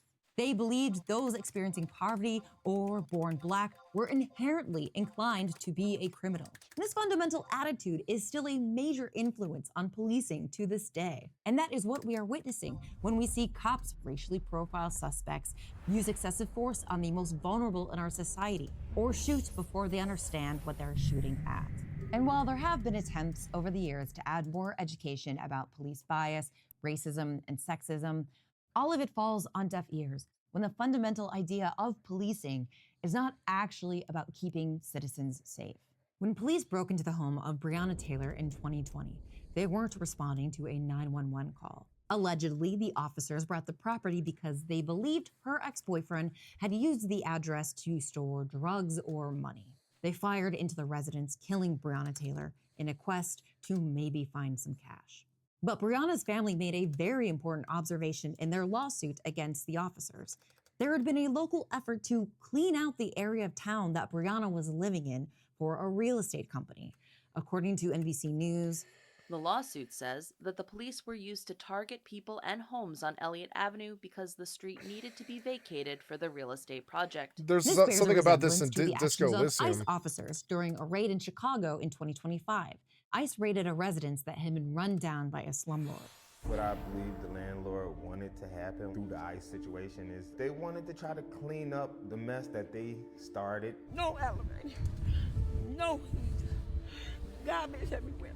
Maintenance has tried to force out some of the migrants, like physically force them out of their units. Tenants describe the ICE raid as part of a larger pattern of safety violations and harassment by the absentee landlord. And the police are at the beck and call of the rich to arrest, evict, or even murder, simply because a landlord wants to kick you out before they renovate their building and jack up the rent. Allegedly. Police are the people we put in charge to take care of many of society's ills. According to Chief David Brown from the End of Policing, we're asking cops to do too much in this country. We are. Every societal failure, we put it off on the cops to solve. Not enough mental health funding? Let the cops handle it. Here in Dallas, we got a loose dog problem. Let's have the cops chase loose dogs. Schools fail? Let's give it to the cops. That's too much to ask. Policing was never meant to solve all these problems. And that's true. It was never meant to solve any of these problems. Policing doesn't solve societal problems. For instance, we know poverty increases crime rates, but instead of giving people funding so they can be lifted out of poverty, we instead fund the guys who arrest them over and over and over again. What becomes the focus of police units is extremely political. That is why you see so many families having to fight police departments to get justice for their loved ones. That is why many police departments only reopen a case once a TikTok about it has gone viral, or a podcast receives an award for their investigation. And unfortunately, for those families, money flows into the departments from putting people in jail, not from solving crimes. So a lot of people know about private prisons, which are whole prisons that are run for profit, and they often get paid per head per day. Even all the public aspects of the system have been privatized for profit. All the food that's sold there, the medical care, the stuff that the people are forced to make with slave labor, because slave labor is legal for felony convictions still in the United States. We started getting complaints from people all over the country in pretrial detention. So these are people who have not been convicted of anything yet. They're supposed to be presumed innocent. But they told us something else, which is that while we're in jail, they've eliminated visits for our children and families. Hundreds of sheriffs had signed contracts with the for-profit, private equity-owned prison and jail telecommunications industry. If people stop getting free visits for their kids, they'll be forced to spend more money on really expensive phone calls and video calls. And so what they offered the sheriffs was, we'll give you a percentage cut of all the money we make. So all these children are desperate to see their parents, but they can't hug them, they can't hold their hand, they can't even look into their eyes. They're stuck on these sort of phone and video calls. Millions of children every year in this country are unable to have contact with their mom or their dad or their parent because they can't afford to pay for these calls, and all their free visits have been taken away to make money. As we have laid out, the justice system is not necessarily constructed to keep Death to everyday the fucking people safe, system. but it is constructed to turn a profit. Just like the thin blue line made waves back in the 80s, Ava DuVernay's 13th illustrates how the prison system profits off of predominantly low-level offenders. And if that's who the prison system is making money off of, why is it any surprise that that becomes the focus of police departments? Private prisons are currently seeing a huge profit spike due to Trump's immigration policy, if you can call it that. Phone companies, clothing stores, sheriffs, food producers, you name it, all of them profit off of our prison system here in the US. That's why we have the biggest incarceration rate of any democracy. Not because people here are different than anywhere else, but because there is a profit motive. And true crime consumers know a thing or two about motive. Police priorities follow patterns of power, not safety. Case in point, the war on drugs. Instead of creating infrastructure to help citizens safely rehabilitate and get the medical and therapeutic attention that they need, we simply threw police at the problem, made them barge into underfunded neighborhoods and arrest people for smoking weed. And now you can buy Skywalker cookies at like every corner store. The weed wasn't actually a problem that the police needed to solve. It was just a way Going Mm. to feed my cat Richard and Nixon myself. I'll be and other right rich back. people to criminalize citizens for being black or leftists or protesting the Vietnam War. Nixon's invention of the war on drugs as a political tool was cynical, but every president since, Democrat and Republican alike, has found it equally useful for one reason or another. Meanwhile, the growing cost of the drug war is now impossible to ignore. Billions of dollars wasted, bloodshed in Latin America and on the streets of our own cities, and millions of lives destroyed by draconian punishment that doesn't end at the prison gate. 1 of every 8 black men has been disenfranchised because of a felony conviction. What makes society safer and what police are most often tasked with doing are a Venn diagram that barely brushes up against each other. And unfortunately, their list of priorities are not dictated by the public that they serve, but by what best serves them.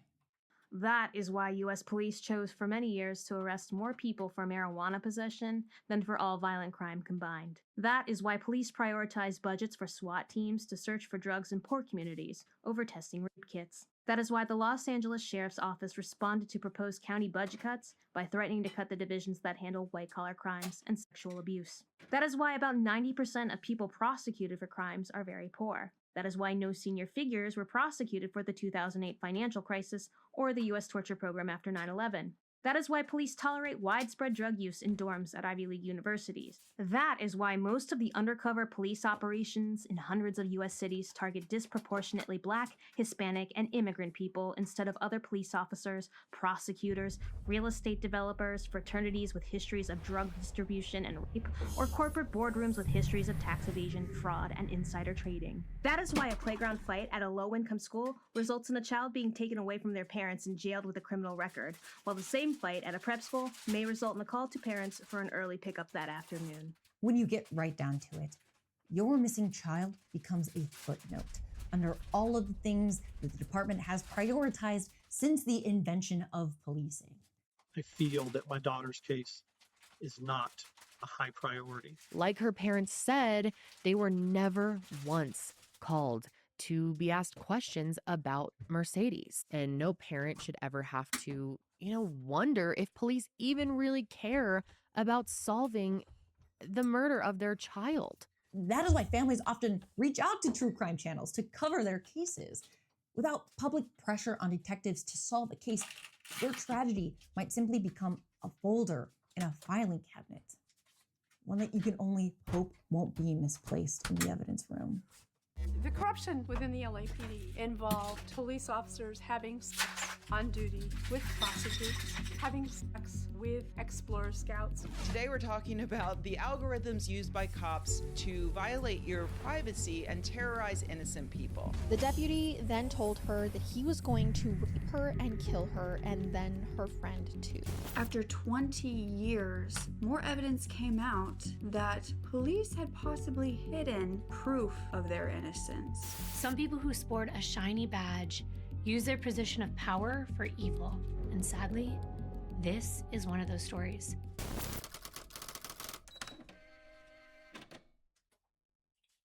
If you listen to true crime, you know this already, but serial killers love hanging out with the cops.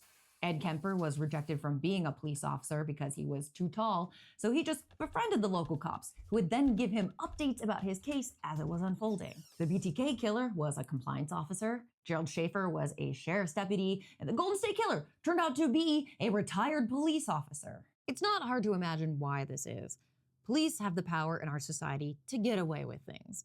There are literally laws on the books, like the concept of qualified immunity, that keep them from being held accountable, even when they do really, really bad things. And if they do get caught, police misconduct suits are often settled out of court, often using money from the local government, not even their own departments, to pay off harm that they have already caused. Police don't keep good records on how much they pay for settlements each year, but even so, it was estimated that the top 25 US departments have paid at least $3.5 billion in settlements over the past decade. Earlier, we played a clip from a video about Lauren McCluskey, who was shot by her ex-boyfriend after complaining to campus police at least 14 times about his violent and stalking behavior, but was never taken seriously by law enforcement. Utah University Police Chief Dale Brophy had to step down over the uproar over the inaction of the campus police.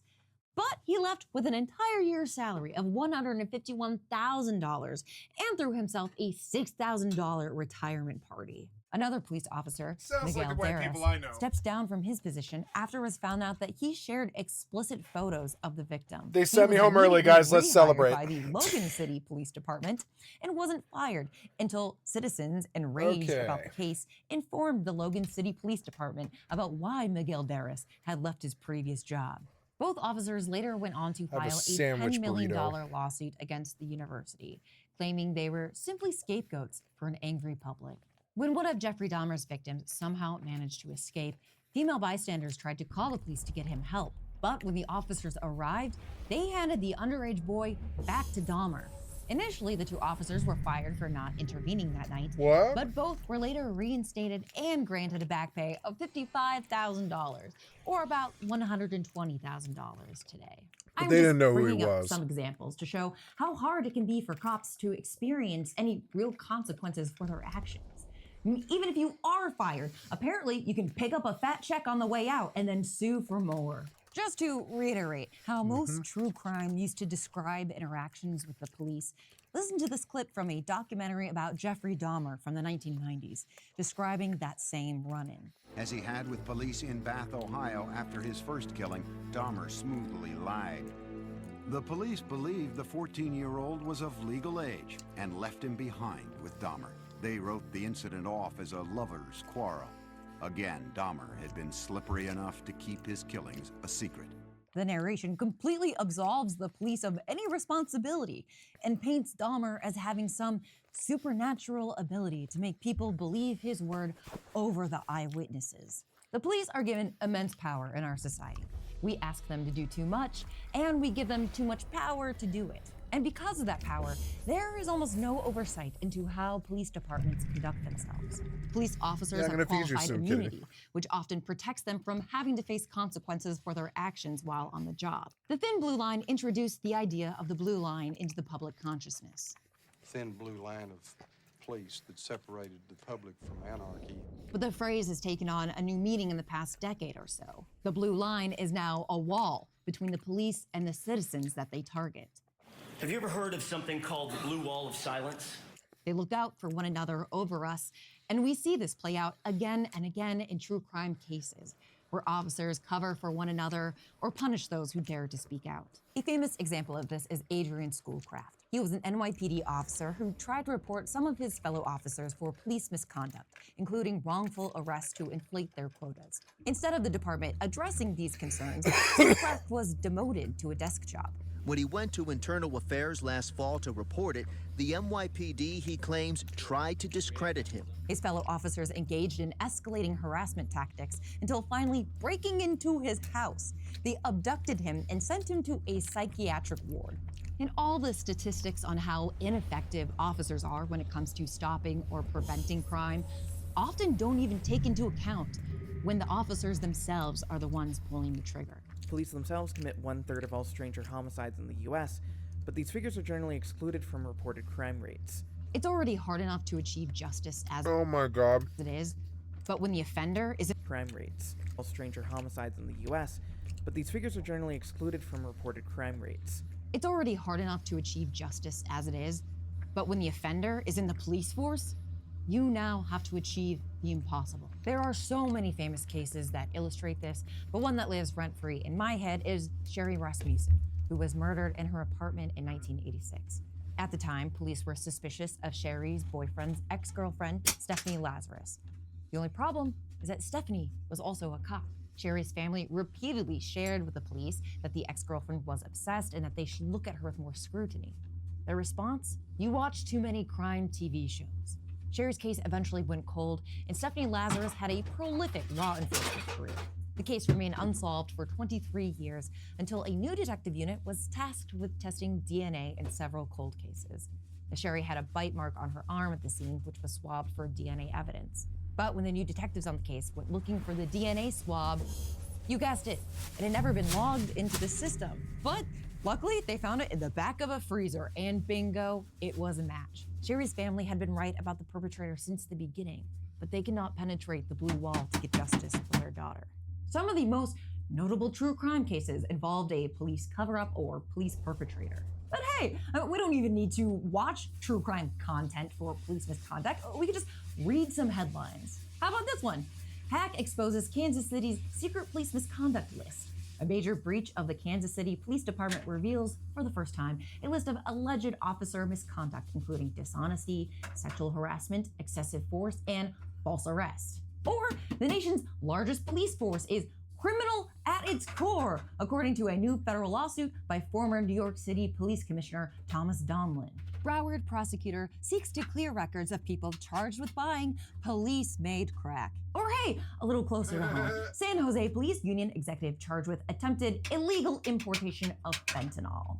And while recording this video, even more examples kept popping up. In the trial against the Uvalde school officer, Adrian Gonzalez, he allegedly saw the school shooter before they had even entered the school, but did nothing to distract or engage the perpetrator. Luigi Mangioni's defense team argued that key evidence should be thrown out because police didn't bother obtaining a warrant to search his backpack. And of course, the ICE officer who shot Renee Good moments after taking her life called her a fucking bitch. People can even see on a lot of these true crime channels, they'll have like, top 10 times cops got caught planting evidence, and it'll have like, 10 million views. Like, despite all of that happening, people still kind of scoff at you when you point out that, hey, it could have happened this time. I think people still want to hold on to the idea that, like, even if cops are ineffective, they're not quite like malicious in the way they're operating.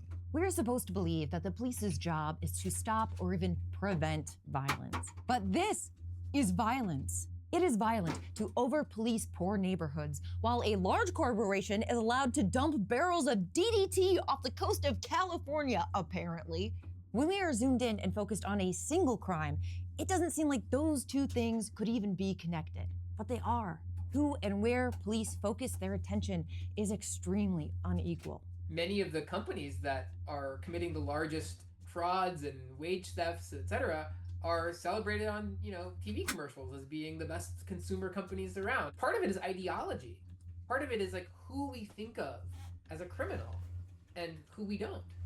And that's of course tied up in all kinds of stuff like mugshots and who our racialized image of a criminal is. In Sherry's case that we mentioned earlier, the reason the police gave as to why they stopped investigating her murder was because they were focused on the drug war in LA.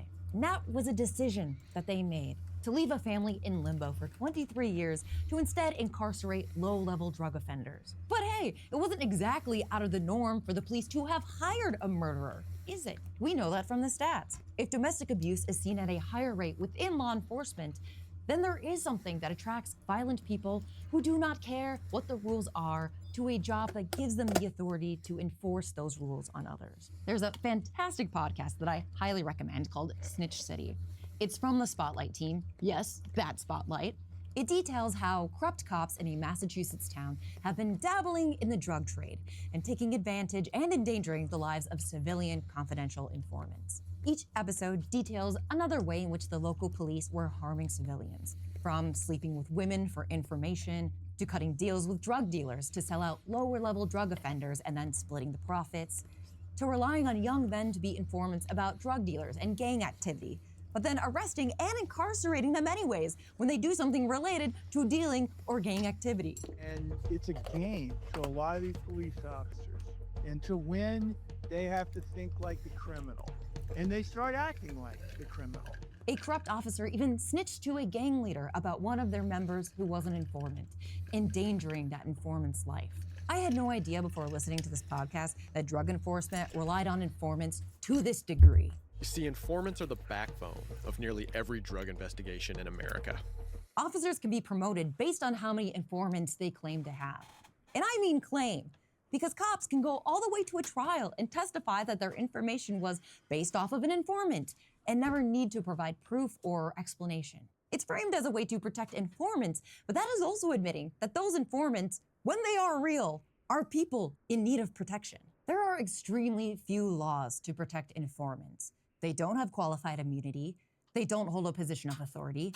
Their job as informants is as dangerous as the cops, but they won't be given the same backup, support, or resources. To me, this is an example of how even something as important to law enforcement as drug control only has laws protecting one side of the equation. But as long as the officers have impressive numbers on paper, they will be rewarded within the system, no matter how many laws they break while doing so.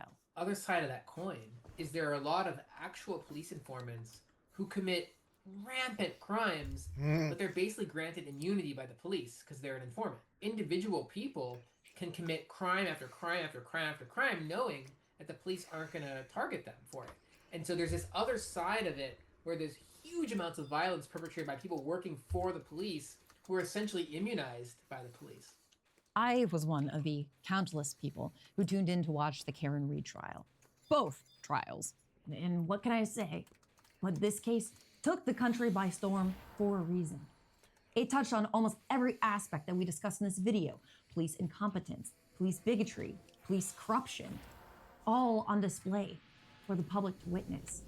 It was one of the first times I have ever seen police officers have to take the stand and defend their corrupt actions and the actions of their fellow department members. I was stunned. Even as someone who's very aware of police misconduct, I was shocked by the level of blatant corruption on display in this case. Well, let's talk about your figures of speech. During the course of your investigation, your figures of speech include the following. She's a bitch. Objection. Is that right? Yes. A whack job, correct? Yes. She's fucked, according to you, right? Yes. And then fuck her, correct? Correct. And you admitted, in your own words, And that's the victim in your case. that the cop homeowner wasn't going to, quote, catch any shit, right? Correct. But as I was following the trial, I saw some people saying that if you're appalled by the police misconduct in this trial, there is another extremely relevant case from the same area featured in the 2023 docuseries Murder in Boston. It shows how the police botched the investigation into the 1989 murder of Carol Stewart. Her husband was taken at his word that a black man held him and his pregnant wife at gunpoint, sending officers on a wild, racist goose chase, accosting black kids and men all over the city, only for it later to be revealed that, and at this point you could probably say it with me, she was murdered by her husband. The cops ignored blatant evidence in favor of conducting racist raids and strip searches throughout the city of Boston, targeting low-income neighborhoods. Two cases, years apart, the same institution using their power to railroad the truth in order to write a fiction where they can cast themselves as the hero. And the murder of Carol Stewart was used as a way to villainize Black communities. And I think it's relevant to say that Karen Reed is a white lady, like myself. We are often a demographic that is told we benefit from a police state. White women are taught that, yes, we will Nobody be benefits under the from a foot of police the state. patriarchy. But as a consolation prize, that patriarchy will make you feel safe in your suburban home. I hope it was illuminating for many people to see how being a white woman was not enough to keep Karen Reed safe from a corrupt department hell-bent on prosecuting an investigation that was a miscarriage of justice. White women, as a demographic, are also the biggest consumers of true crime. There is true crime content that it places the burden on the listener to keep themselves safe. You know, how to hold your keys at night when you're walking to your car. Buy an expensive security system. Tell friends where you're going to be on dates. Hell, my mother even told me to never pull off the highway for a police car, to make sure instead that I did not get out of my car until I was in a public, well-lit area. And while, yes, that is all good, helpful advice, when the focus is entirely on the individual potential victim, it lets the broken system continue to fail us. As I have seen true crime hosts open their eyes to the flaws in our law enforcement system, I think about the viewer at home and if they are starting to put the pieces together as well.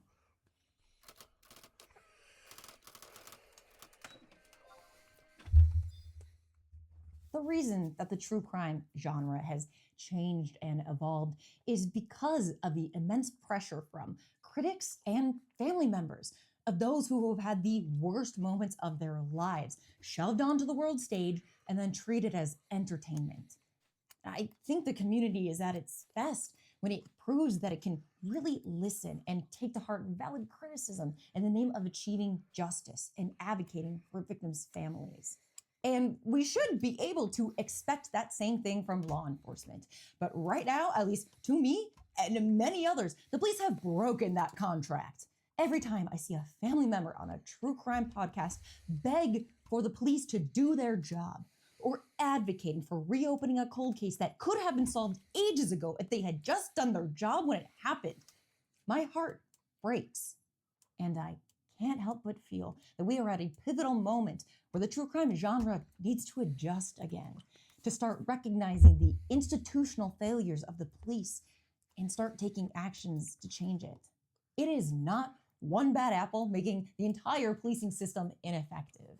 We have enough data and knowledge to see that it is indeed a structural issue within the policing system that has created so much secondary tragedy. The first one being the crime, but the second one being the officers who ruined the investigation for families desperately seeking answers. I have a lot of empathy for young people who want to help their communities. We have not made helping people easy to do in this society, unless, you pay for like 8 years of schooling and become a doctor or something. But policing is sold as a way for people to help their communities. But by the time they get a badge and a gun, they are part of a system that doesn't actually help people, and in fact was designed to do more harm than good. And often it is those few good detectives who truly care about their cases that end up running cover for the rest of the police departments. If a town decided that they no longer wanted to fund drug raids that only incarcerated the poorest of their community, then the police will just say, well, I guess you don't want murders to be solved as a threat. Even though detectives only receive a sliver of the massive budget. It is broken. And every week, you hear another story about people who have to wade through its carnage for some semblance of justice. Many true crime videos will end with a call to action to help fund a family's request for a billboard or a cadaver dog or a charity started in their loved one's name.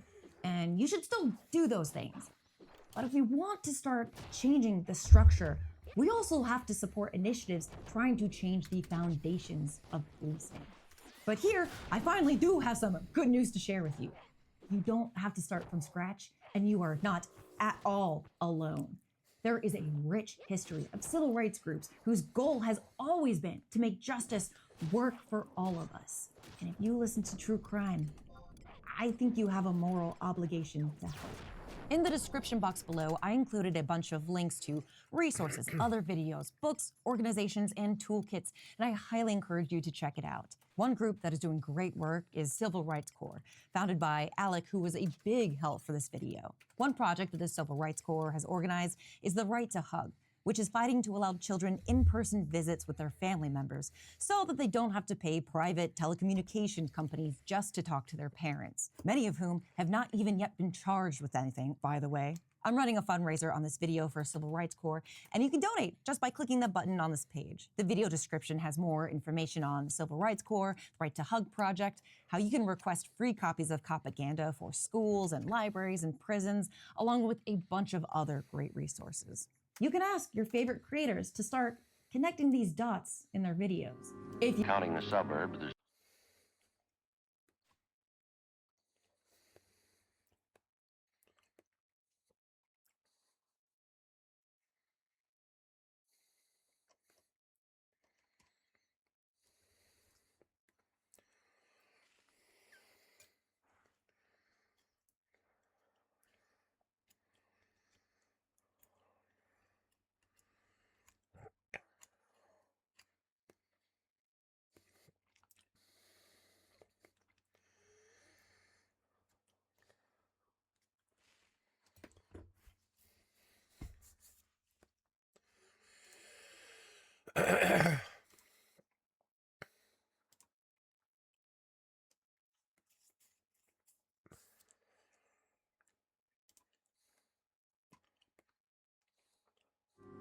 counting the suburbs, there's 4 million of them. Most of the people have something to add. A few of them are out to take it away. In my job, they're the ones who keep you on the move. I'm a cop. So, cops are in the news. Safely.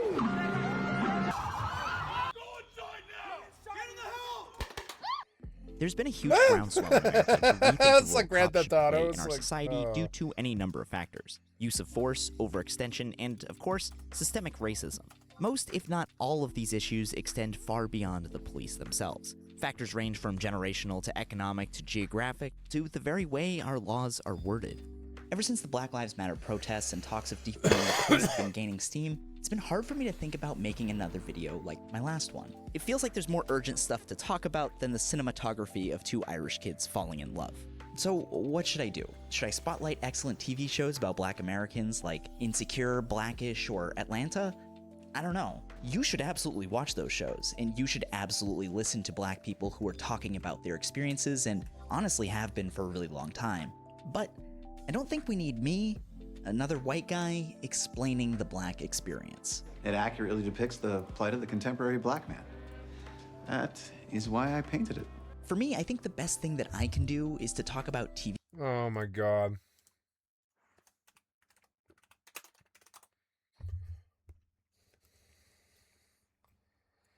Donald Glover.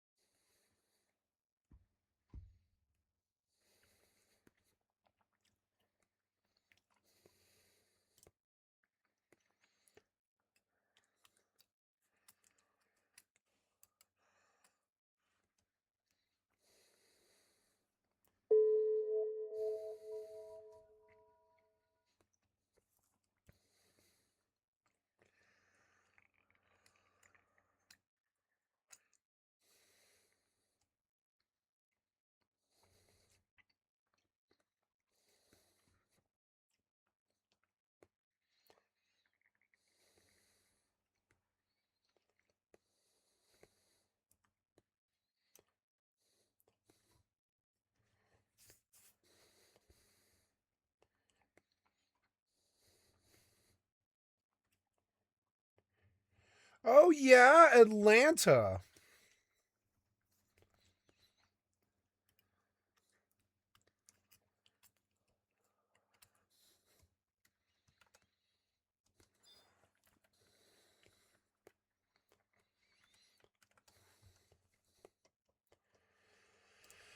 Wow, Atlanta, huh?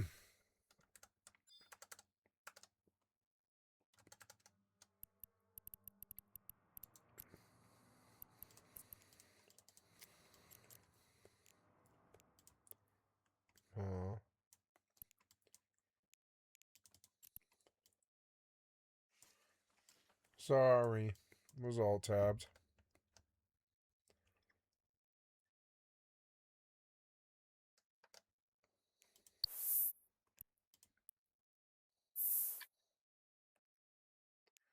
Uh-huh.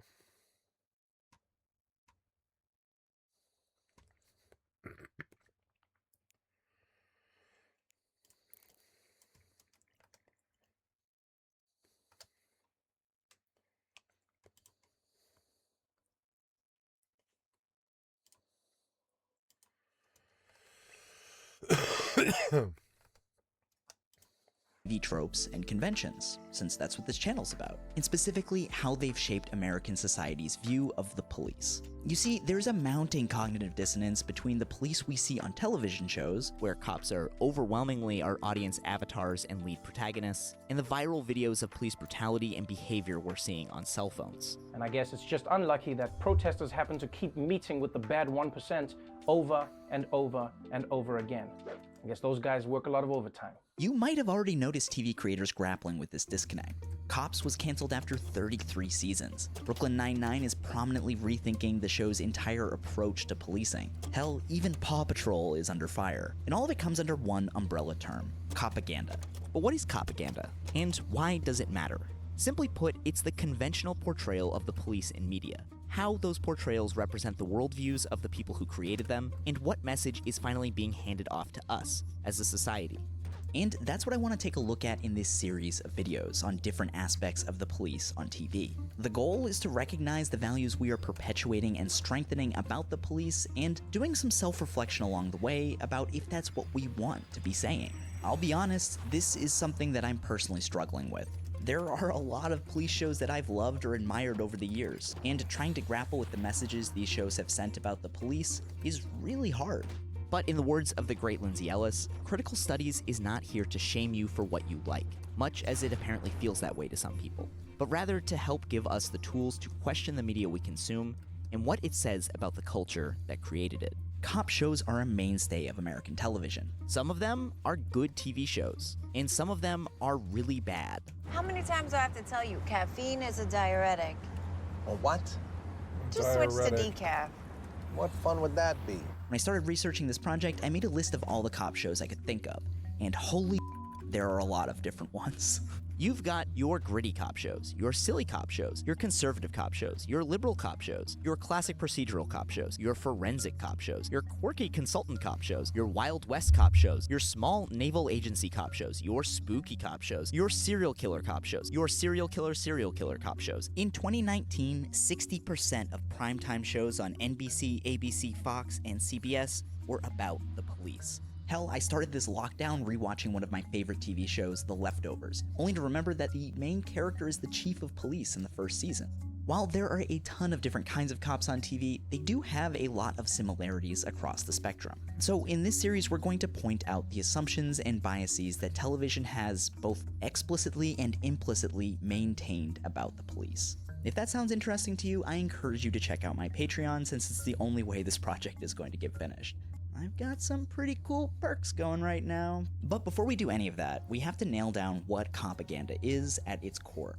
And to do that, we have to go back to the source. So that's what this episode is all about. We're gonna look at where the police on TV started, how they built a facade of realism, and used that authority to deliver the genre's opening statement. With all that said, here goes nothing. I'm Jackson, and this is Skip Intro Propaganda. Okay, so the best place to start is to define our terms. Propaganda is clearly a riff on propaganda, and I think it's important to try to tease out the difference between general activism and political messaging and propaganda. If we go by the book, Merriam-Webster defines propaganda as, quote, the spreading of ideas, information, or rumor for the purpose of helping or injuring an institution, a cause, or a person. But you know what? I don't love that definition. It's really broad, and it isn't really how any of us think of propaganda in our day-to-day lives. As the YouTuber Folding Ideas points out, signs encouraging you to pick up after your dog are technically propaganda under that definition. So he suggests that we make a dividing line between propaganda spread by hate groups and those spread by the state or a government. The sheer reach and spending power at the disposal of governments is so far beyond the scope of even corporations that it's a laughable comparison. And I think that idea of scale is an important one. While cop shows aren't being made to order for the state like they're a caramel crunch frappuccino with extra caramel drizzle and coconut milk, they're a big step up from your mom's cousin spreading racist conspiracy theories on Facebook from cromlin.net. But it also wouldn't be correct to absolve the police of any influence in the making of cop shows, because they've had their thumbs on the scale since the very beginning. So, whip out your ragtime piano and let's wind the clocks back big time to the silent movie era. Back to a time when Hollywood had a very tense relationship with the police. This is me playing a ragtime piano. Early silent comedies often portrayed the police as incompetent. The first big film star, Charlie Chaplin, loved to make fun of the police. He is perhaps most famous for his tramp character, a poor, childish trickster. Often, the tramp would outwit police and bullies alike until he was cornered, leading to wild chase scenes and very flamboyant kicks in the butt. But the police from this era are perhaps most recognizable by their representation in the films of Mack Sennett and Keystone Studios. The police in Keystone films were so hilariously incompetent that they became famous on their own as the Keystone Cops, something you can still occasionally hear referenced today in sports. This is the Keystone Cops. Other creators in the silent film era were even more pointed in their police criticism.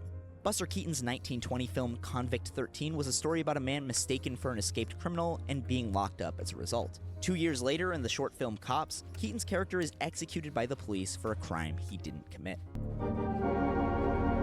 However, Hollywood studios backed off in the later 1920s after a series of scandals. Star Fatty Arbuckle was tried for rape and manslaughter, and federal tax investigations of other big players in the industry tarnished Hollywood's reputation. So it became good business for Hollywood to build a relationship with the LAPD in order to ensure discretion and to slow PR nightmares. According to LAPD historian Joe Dominic, I want to learn about Fatty Arbuckle.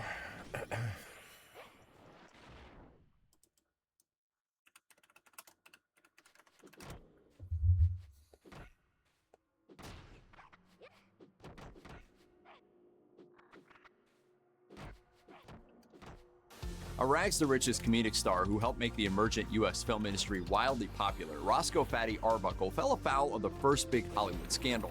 It pretty much ruined his career, but he's considered one of the real pioneers in the movie business. Here's the true story of Fatty Arbuckle. Roscoe Arbuckle was born in 1887 in Smith Center, Kansas. He was a big baby, weighing in at about 13 pounds, but his father William doubted his own paternity, since he and Arbuckle's mother were quite slender. That flimsy assumption turned into disdain, with William naming his son after Senator Roscoe Conkling, a notorious womanizer William despised. The family moved to California when Arbuckle was a year old. He had a rough upbringing. Biographer Stuart Oderman notes that William, who was probably a high-functioning alcoholic, was frequently absent, regularly beat Roscoe, and eventually left his family to fend for themselves. When Arbuckle's mother passed away when he was 10, there's a Roscoe skeleton right traveled there, to the and I've got hotel red where his elf. father and older brother worked, only to find them gone. The hotel staff took pity on Roscoe, feeding him and letting him stay in a tiny closet that had been converted into a bedroom. Fuck, The he young did boy began aggro. doing odd jobs around the hotel in exchange for his room and board, but he never forgave his father for what he saw as nothing less Fight, than damn it. betrayal. No, fight. That hotel gave him his first big break. The hotel's resident musician, Pansy Jones, noticed he liked to sing. Soon, Arbuckle was singing for tips on quiet nights. Vintage News reports that he eventually found himself in a local talent I'm gonna show warp for out. amateurs with a notoriously tough crowd.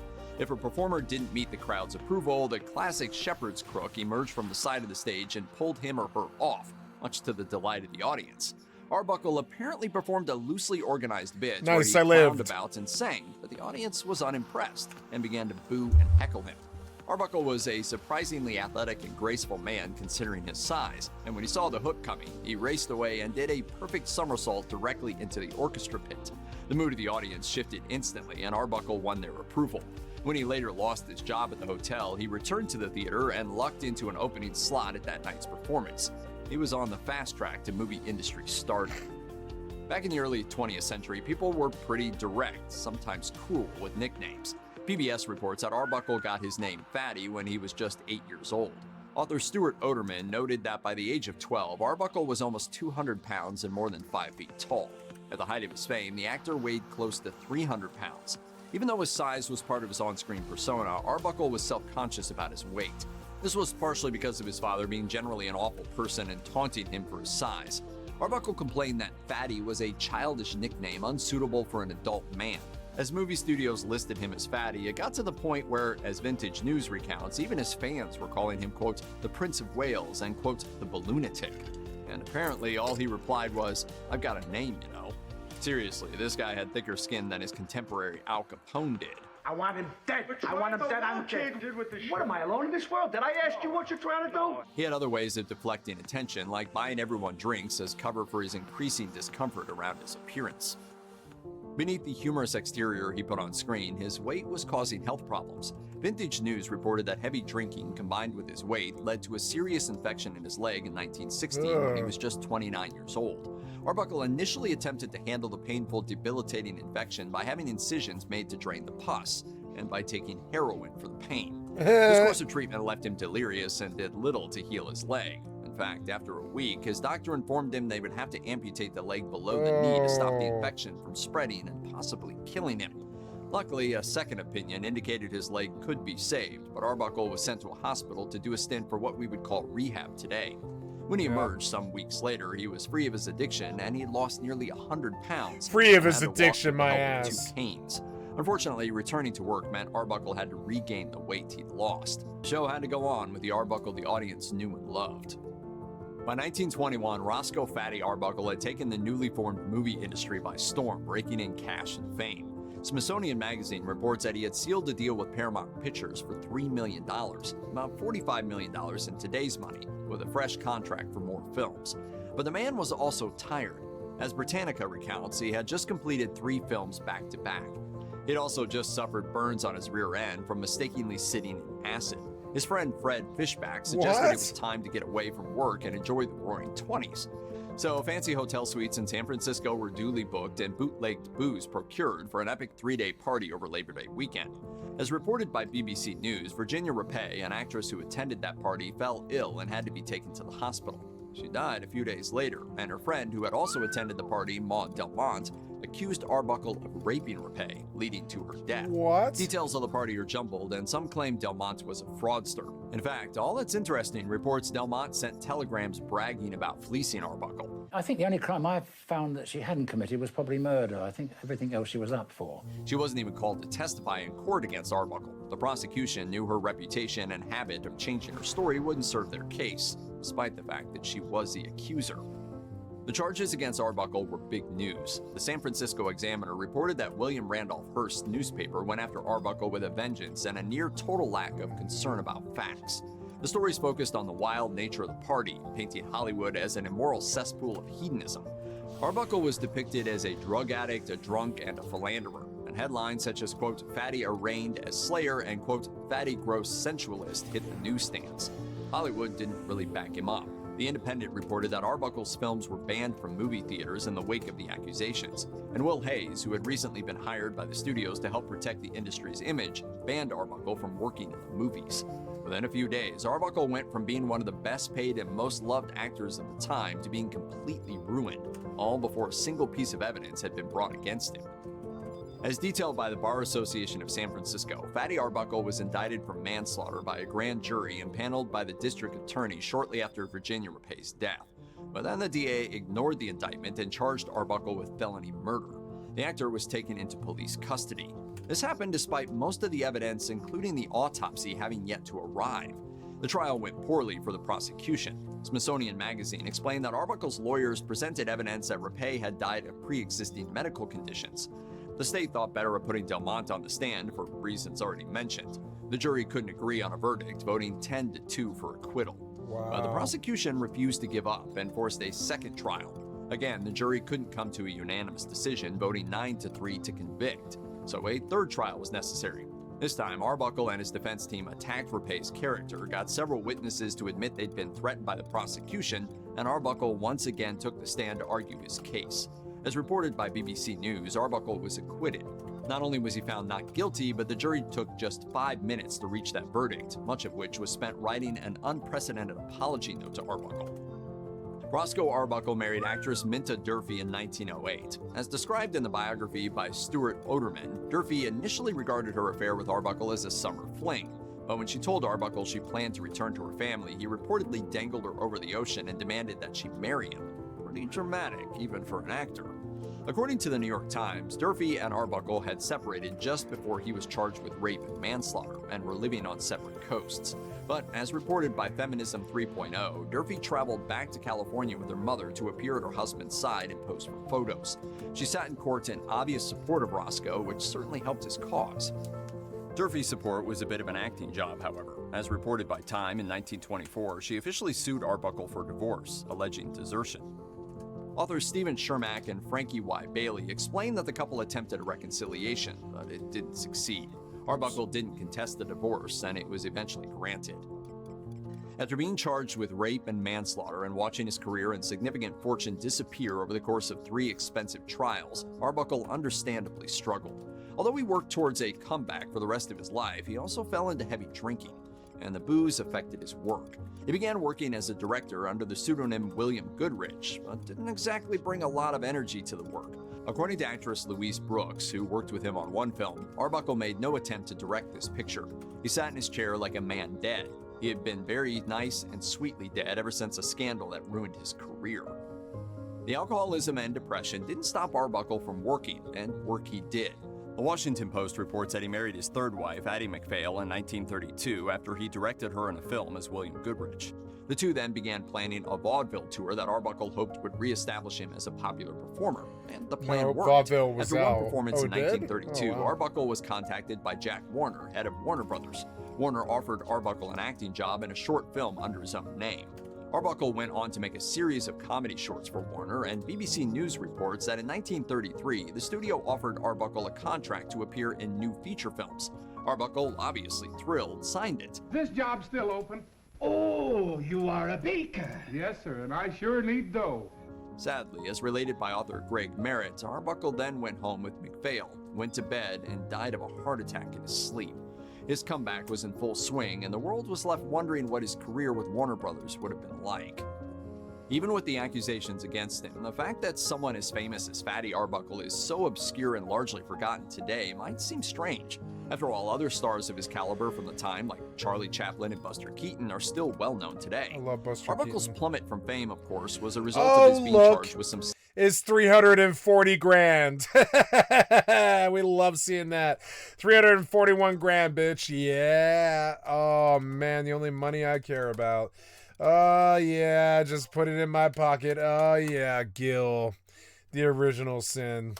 Oh, give me more of it. Yep, nice, nice. Hey, we're catching up here. We're only about 100 grand down from where I was. All right. Now I gotta go over to the alt. Oh, and I gotta probably move trees. Yep. Yeah, that was good, the whole Fatty Arbuckle thing. Serious crimes. Movie theaters boycotted his films. This was like the first time the court of the public opinion ever executed somebody, pretty much. They were just like, yeah, we decided you're guilty. And the guy's like, what? I mean, he might have been guilty of rape. We don't really know. But like, I mean, it's a rougher, harder time. We don't really know. But we know that 2 of those cases were complete bullhucky, and they still convicted him in the court of public opinion to the point where Hollywood just wouldn't hire him. And some of his film's negatives were burned entirely, as reported by Hennis Communications. DVD Talk explains the reaction made Arbuckle's existing films basically worthless. If you couldn't show them anywhere, why bother preserving them? Wow, and he became like this crazy outcast. Like, it's gonna be like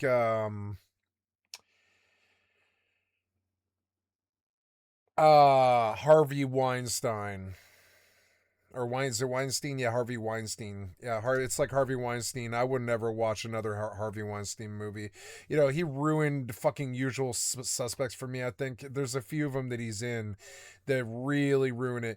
Like, you know, he was with Wesley Snipes and Sean Connery in Rising Sun, and he was like the detective liaison or something, and he sucked. He really did suck in that role. He was a terrible actor at that point. He was definitely a rapist.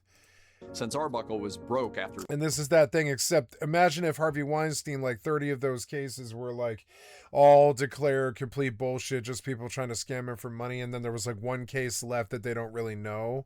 That would be crazy, but by that point, it's like, you know, they're never giving Harvey Weinstein a movie ever again. His 3 trials, he couldn't pay to preserve his... I mean, now he's old. He's like 75 or something. How old is Harvey Weinstein?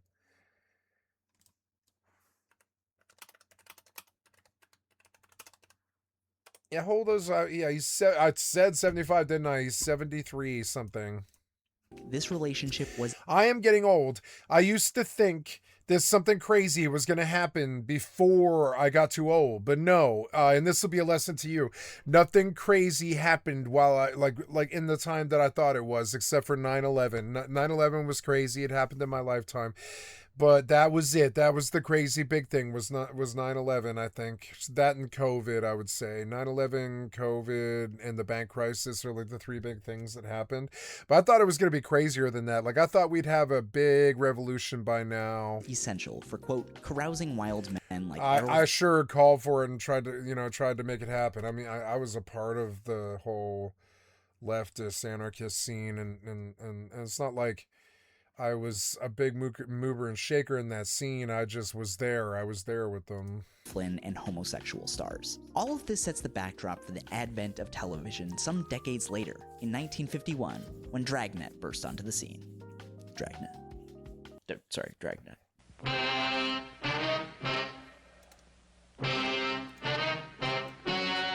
Dragnet started off as a radio program from creator and star Jack you know, I found out later that that if you guys recall the beginning of the movie Fargo, and as well as the television show, they're like, this story is true, but the names have been changed to protect the innocent. And that's what's so crazy about Fargo. They're like, this was a true story in our minds, but it wasn't. Fargo's not real. It's a depiction of fucking the Coen brothers, their imagination. And neither is the television show. And that was a lie told to the public that they can easily just put on fucking Cellulite and be like, yeah, this is a true story, but it wasn't. It absolutely was not a true. Is Fargo a true story? Was either the Fargo television or the Fargo movie a true story, and it's going to come back? No. Was either the Fargo movie or the Fargo television series a true story? No, huh? Short answer is no. Neither the 96 movie nor the TV series are based on a specific true story, despite that famous text at the beginning of every episode and the film. At the beginning, they say, you know, this story is true. Just the names have been changed to protect the innocent.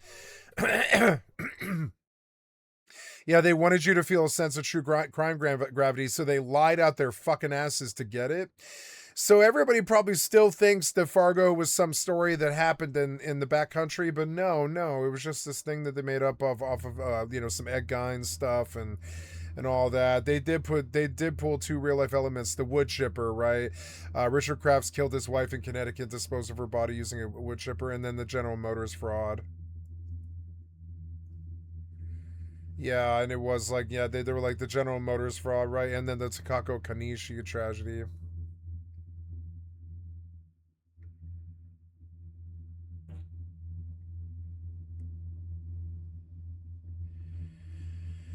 Oh my God! Some lady thought that the suitcase of money from the Fargo movie was still out there in the snow somewhere, and she went digging for it and committed suicide. Essentially, I can't believe that shit.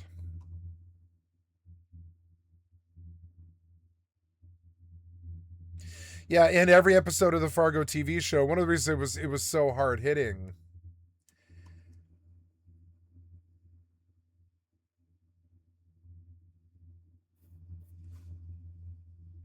Fargo was hard to take because there was some fucking like horror show violence in it.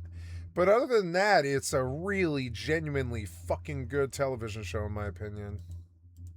Films himself. As author Richard Ward has noted, only a small number of Arbuckle's films survive today. In the early... and that it's going to be like that with Weinstein. Like, I'm sure for the first couple of years, like his stuff was probably boomed as people were waiting for the court case to resolve. But after the court case, I bet they burned him in Hollywood and they stopped selling his stuff and stopped putting his movies on fucking television and shit.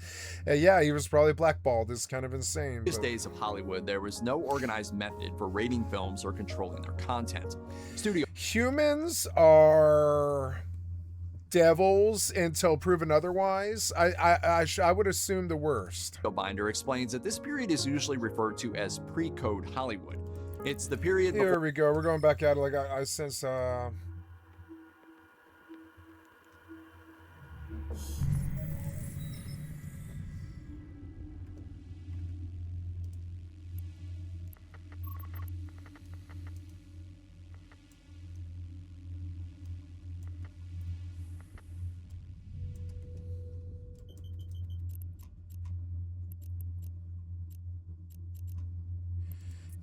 there's like these two guys or one guy acting all weird about a gank they got about an like they got on an Algos that was worth like, I don't know, 20 mil. No, I think I made the Algos, so way less than that, probably like 10 or something.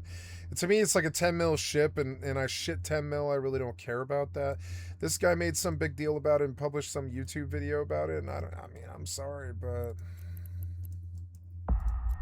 rats on the 10 mil.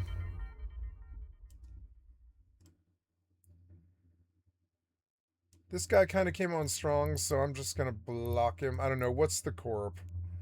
No, it's a real dude. We're fine. If he's a real dude, then whatever. It's like some Eve player. It's just kind of inexperienced or something.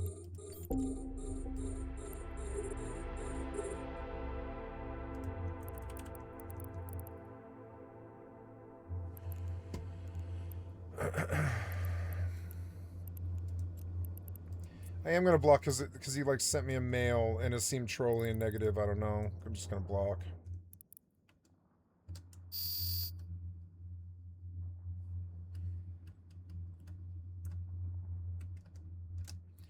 Or the Motion Picture Production Code, sometimes referred to as the Hays Code after Will Hays, the man who implemented it. Pre-code movies often depicted brutal violence and some sexual content and tackled subjects that were taboo at the time, like divorce. As NPR points out, Arbuckle's arrest and trial supported the idea that Hollywood and the people who worked there were morally corrupt, and the films they made were therefore corrupting. Films were decried as smut, and pressure mounted for the government to censor movies for the public good. The Hays Code was a voluntary code of conduct and content that the studios implemented in order to avoid that kind of interference from the government. That adoption has its roots in the sensational trial of Roscoe Fatty Arbuckle. If you or someone you know is struggling with addiction, please call the Substance Abuse and Mental Health Administration's 24/7 national helpline at 1-800-662-HELP. That's 1-800-662-4357.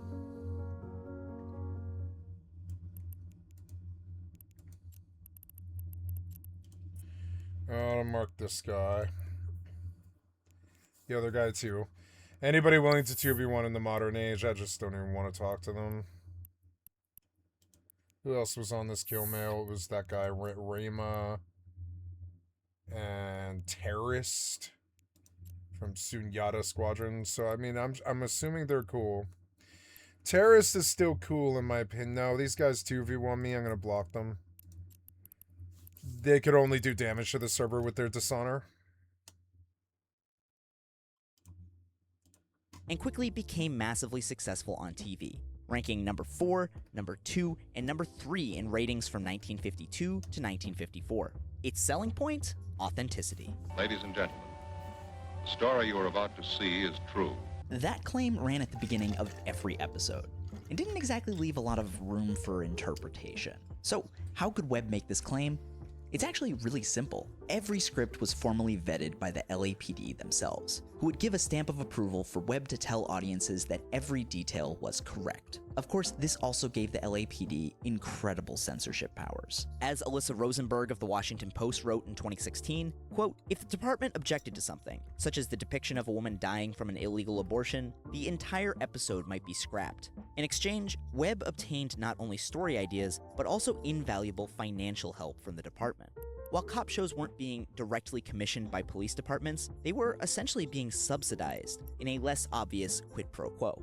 Cop shows would get their shooting permits and the endorsements of the police that they were an authentic and realistic portrayal of police work.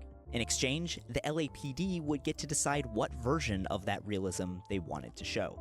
And it's not hard to see how this kind of influence made Dragnet into a show that pushed forward a very specific image of the police. Obviously, more sordid details like the LAPD's racial segregation policy never got screen time. You know that scene from LA Confidential where they bring some poor Mexican guys down to the basement and then they beat the fuck out of them when somebody lies about them like almost murdering 2 cops? That was actually a real thing called Bloody Christmas, and it actually happened in LA.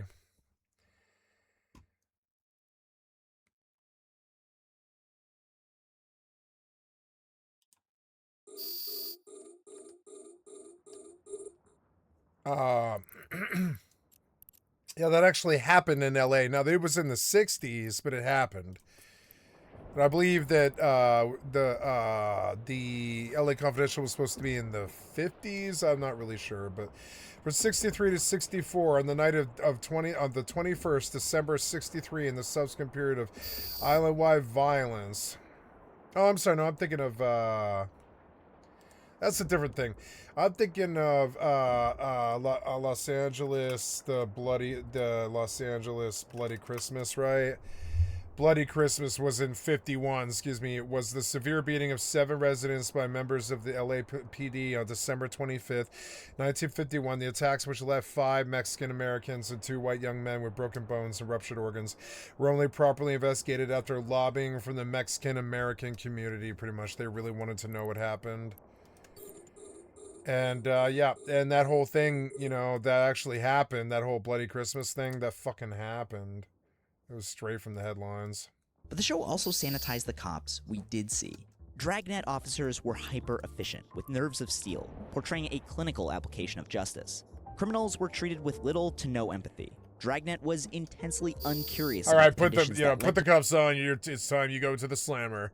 And it's just like no, like all right, fine. Here you go. I'll cuff myself. It was like that, and it was weird. The crime or the people who committed them, opting instead to paint the police as the one thing standing between the viewers and the forces of evil. More than 50,000 major... I like Dragnet, and I watched it recently, a whole bunch of episodes, like 15 episodes or something. It's great show. Great show to fall asleep to, because it doesn't really have like a... Or it has like a very, like, sort of slow plotting horse to it that has a nice like fall asleep to cadence. Crimes were committed last year. They used to play it on Nick at Night incessantly for the entirety of Nickelodeon at Night's run. They played Dragnet as their chief cornerstone show. I got kind of tired of it. Like every time you turn on the fucking Nick at Night, there would be Dragnet there. And you'd be like, come on, there's like 30 good old black and white shows. Why just Dragnet? But, Alone. That means 50,000 criminals. They range from professional killers to petty thieves. A lot of them are experts. Some of this is DMCA. I'm just going to skip it. Police officer, both the episodes will be criminal, taking the time to paint his circumstances and to build empathy with the actions he will soon take. Arturo Gutierrez is not a bad boy. He's a poor boy. A hungry boy, possibly even an impatient boy. But mostly he's a divided boy. I made so much money today. I lost like, 20 mil or something, but I made so much money today. There was the 110 million I slung in Heck.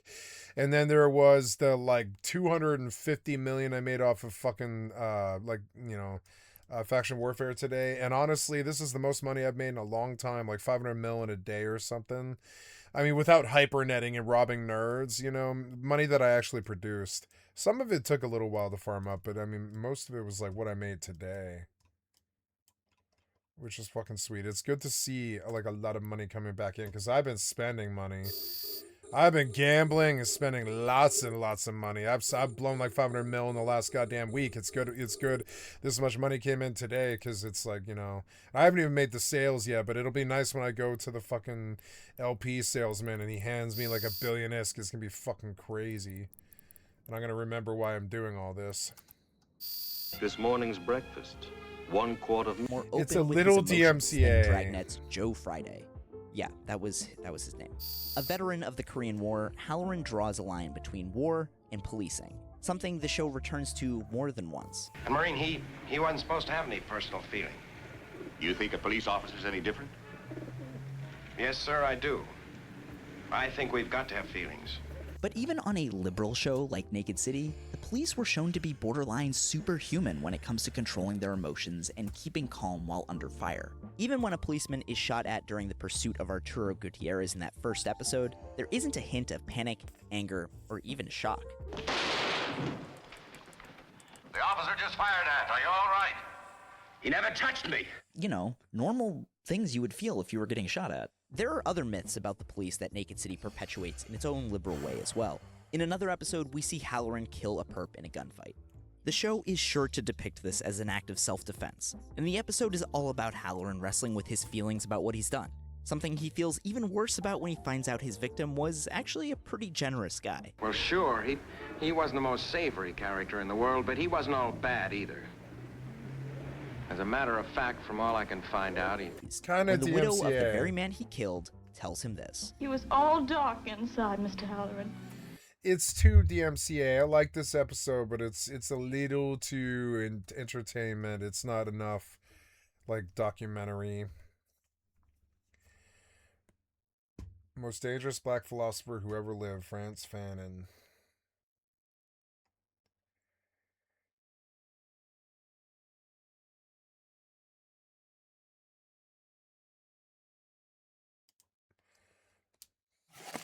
Where the f*** is the Manic Pixie Dream Girl? I was on a Cillian Murphy bender a few months ago, and I stumbled upon Watching the Detectives. It's a 2007 romantic comedy starring Cillian Murphy as Neil and Lucy Liu as Violet. The viewing experience is as close as you can get to doing coke, heroin, and a mystery concoction of pills while surgically attached to a rose toy. Well, it's the closest I can get. I don't know what you do in your free time. Just listen to this 2020 Letterboxd review by Devin. I agree with the moral of the story. Film boys not only deserve to be psychologically tortured, but secretly want it. For 93 feverish minutes, Violet executes atrocities against Neil, previously only carried out by the United States government. And maybe the boy! Maybe the boy! Doesn't make movies like Watching the Detectives anymore. The chaos, the yearning, the Cillian Murphy crying while playing baseball. Why is he crying while playing baseball? This looks really good. The industry is also in a shortage of violets, though the press tour for watching the detectives exclusively referred to The detectives. That sounds good. Uh-oh. Oh, never mind. Amiri Haken.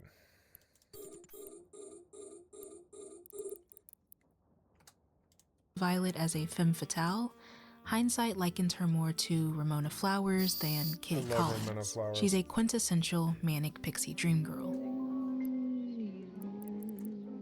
Another Letterboxd review of the movie states, if someone told me the main characters were written by John Green, I would believe them. Manic pixie dream girls and femme fatales do have a lot in common. See the stage notes for more. The main difference is time. Watching the Detectives premiered at Tribeca in May of 2007. Only a few months earlier, in January, was the term Manic Pixie Dream Girl coined, which means that it's only been about 9 years.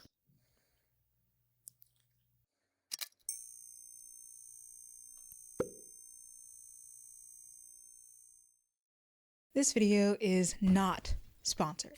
Brands, all my homies hate brands. I'll make this quick. My name is Shania and I do my own stunts. That means that every inch of writing, research, costuming, editing, and packaging that you see on this channel is done entirely by me. Except for the theater box. My husband helped with labor, but I was really the brains behind the operation. Sponsors have become increasingly harder to lock in, which is kind of sad and kind of dangerous for our job sector because sponsors make up a majority of our income. Engagement across the board is down, and I'm sure a lot of your favorite independent creators are struggling. No one knows why, but really who cares? Because here's the solution. I want to play a game. You have 3 options. Throughout the course of this video, if I 1, make you laugh, even a little chuckle, 2, tell you something that you didn't know previously, or 3, at any point in this video, you think, damn, she ain't kind of looking a little good. Consider sending $1 to my Ko-fi or subscribe to my $2 Patreon. You can unsubscribe later if you want, but walk with me. As the hottest, smartest YouTuber you have ever watched, I think I'll earn my keep. I provide consistency. Don't look at last year's posting schedule.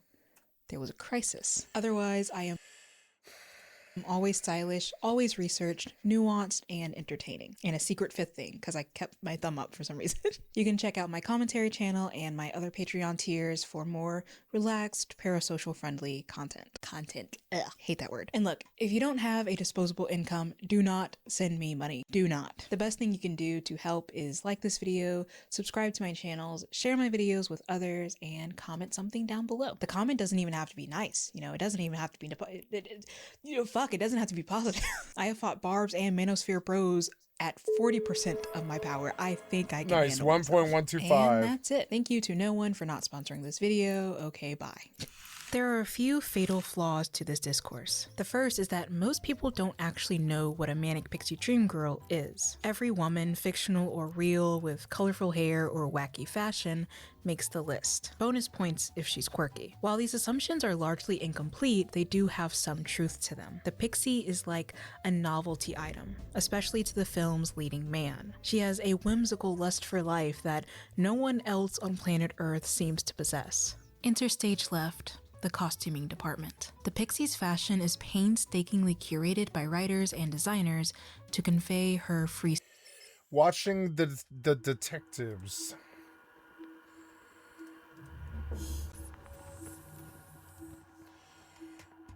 So I remember what it is.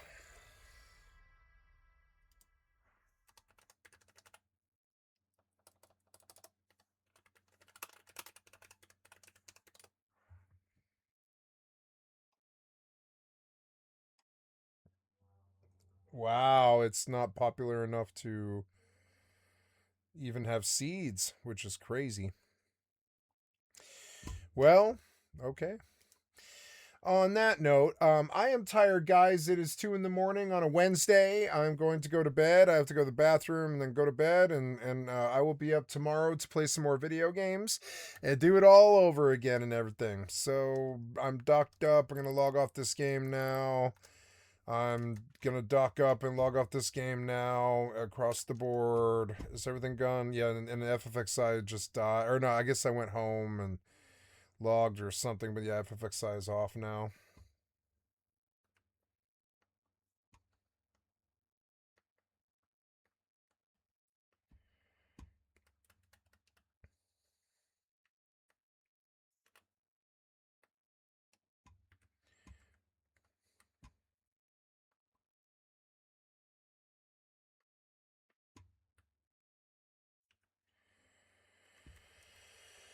Okay, here we go. I'm going to log.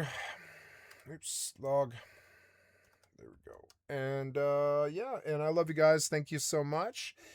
I will see you tomorrow. Thank you so much. You have been watching Skycat Live. I'm a full-time variety gamer. Come and click on the cat space to donate at skycat.live. Come to my Twitch or my YouTube. Give me a like, sub, or a follow.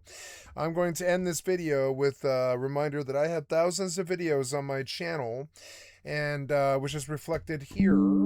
And I'm going to be posting videos to my channel here, and I love you guys, and thank you so much, and I will see you tomorrow, and I will stop this video so that I may post it.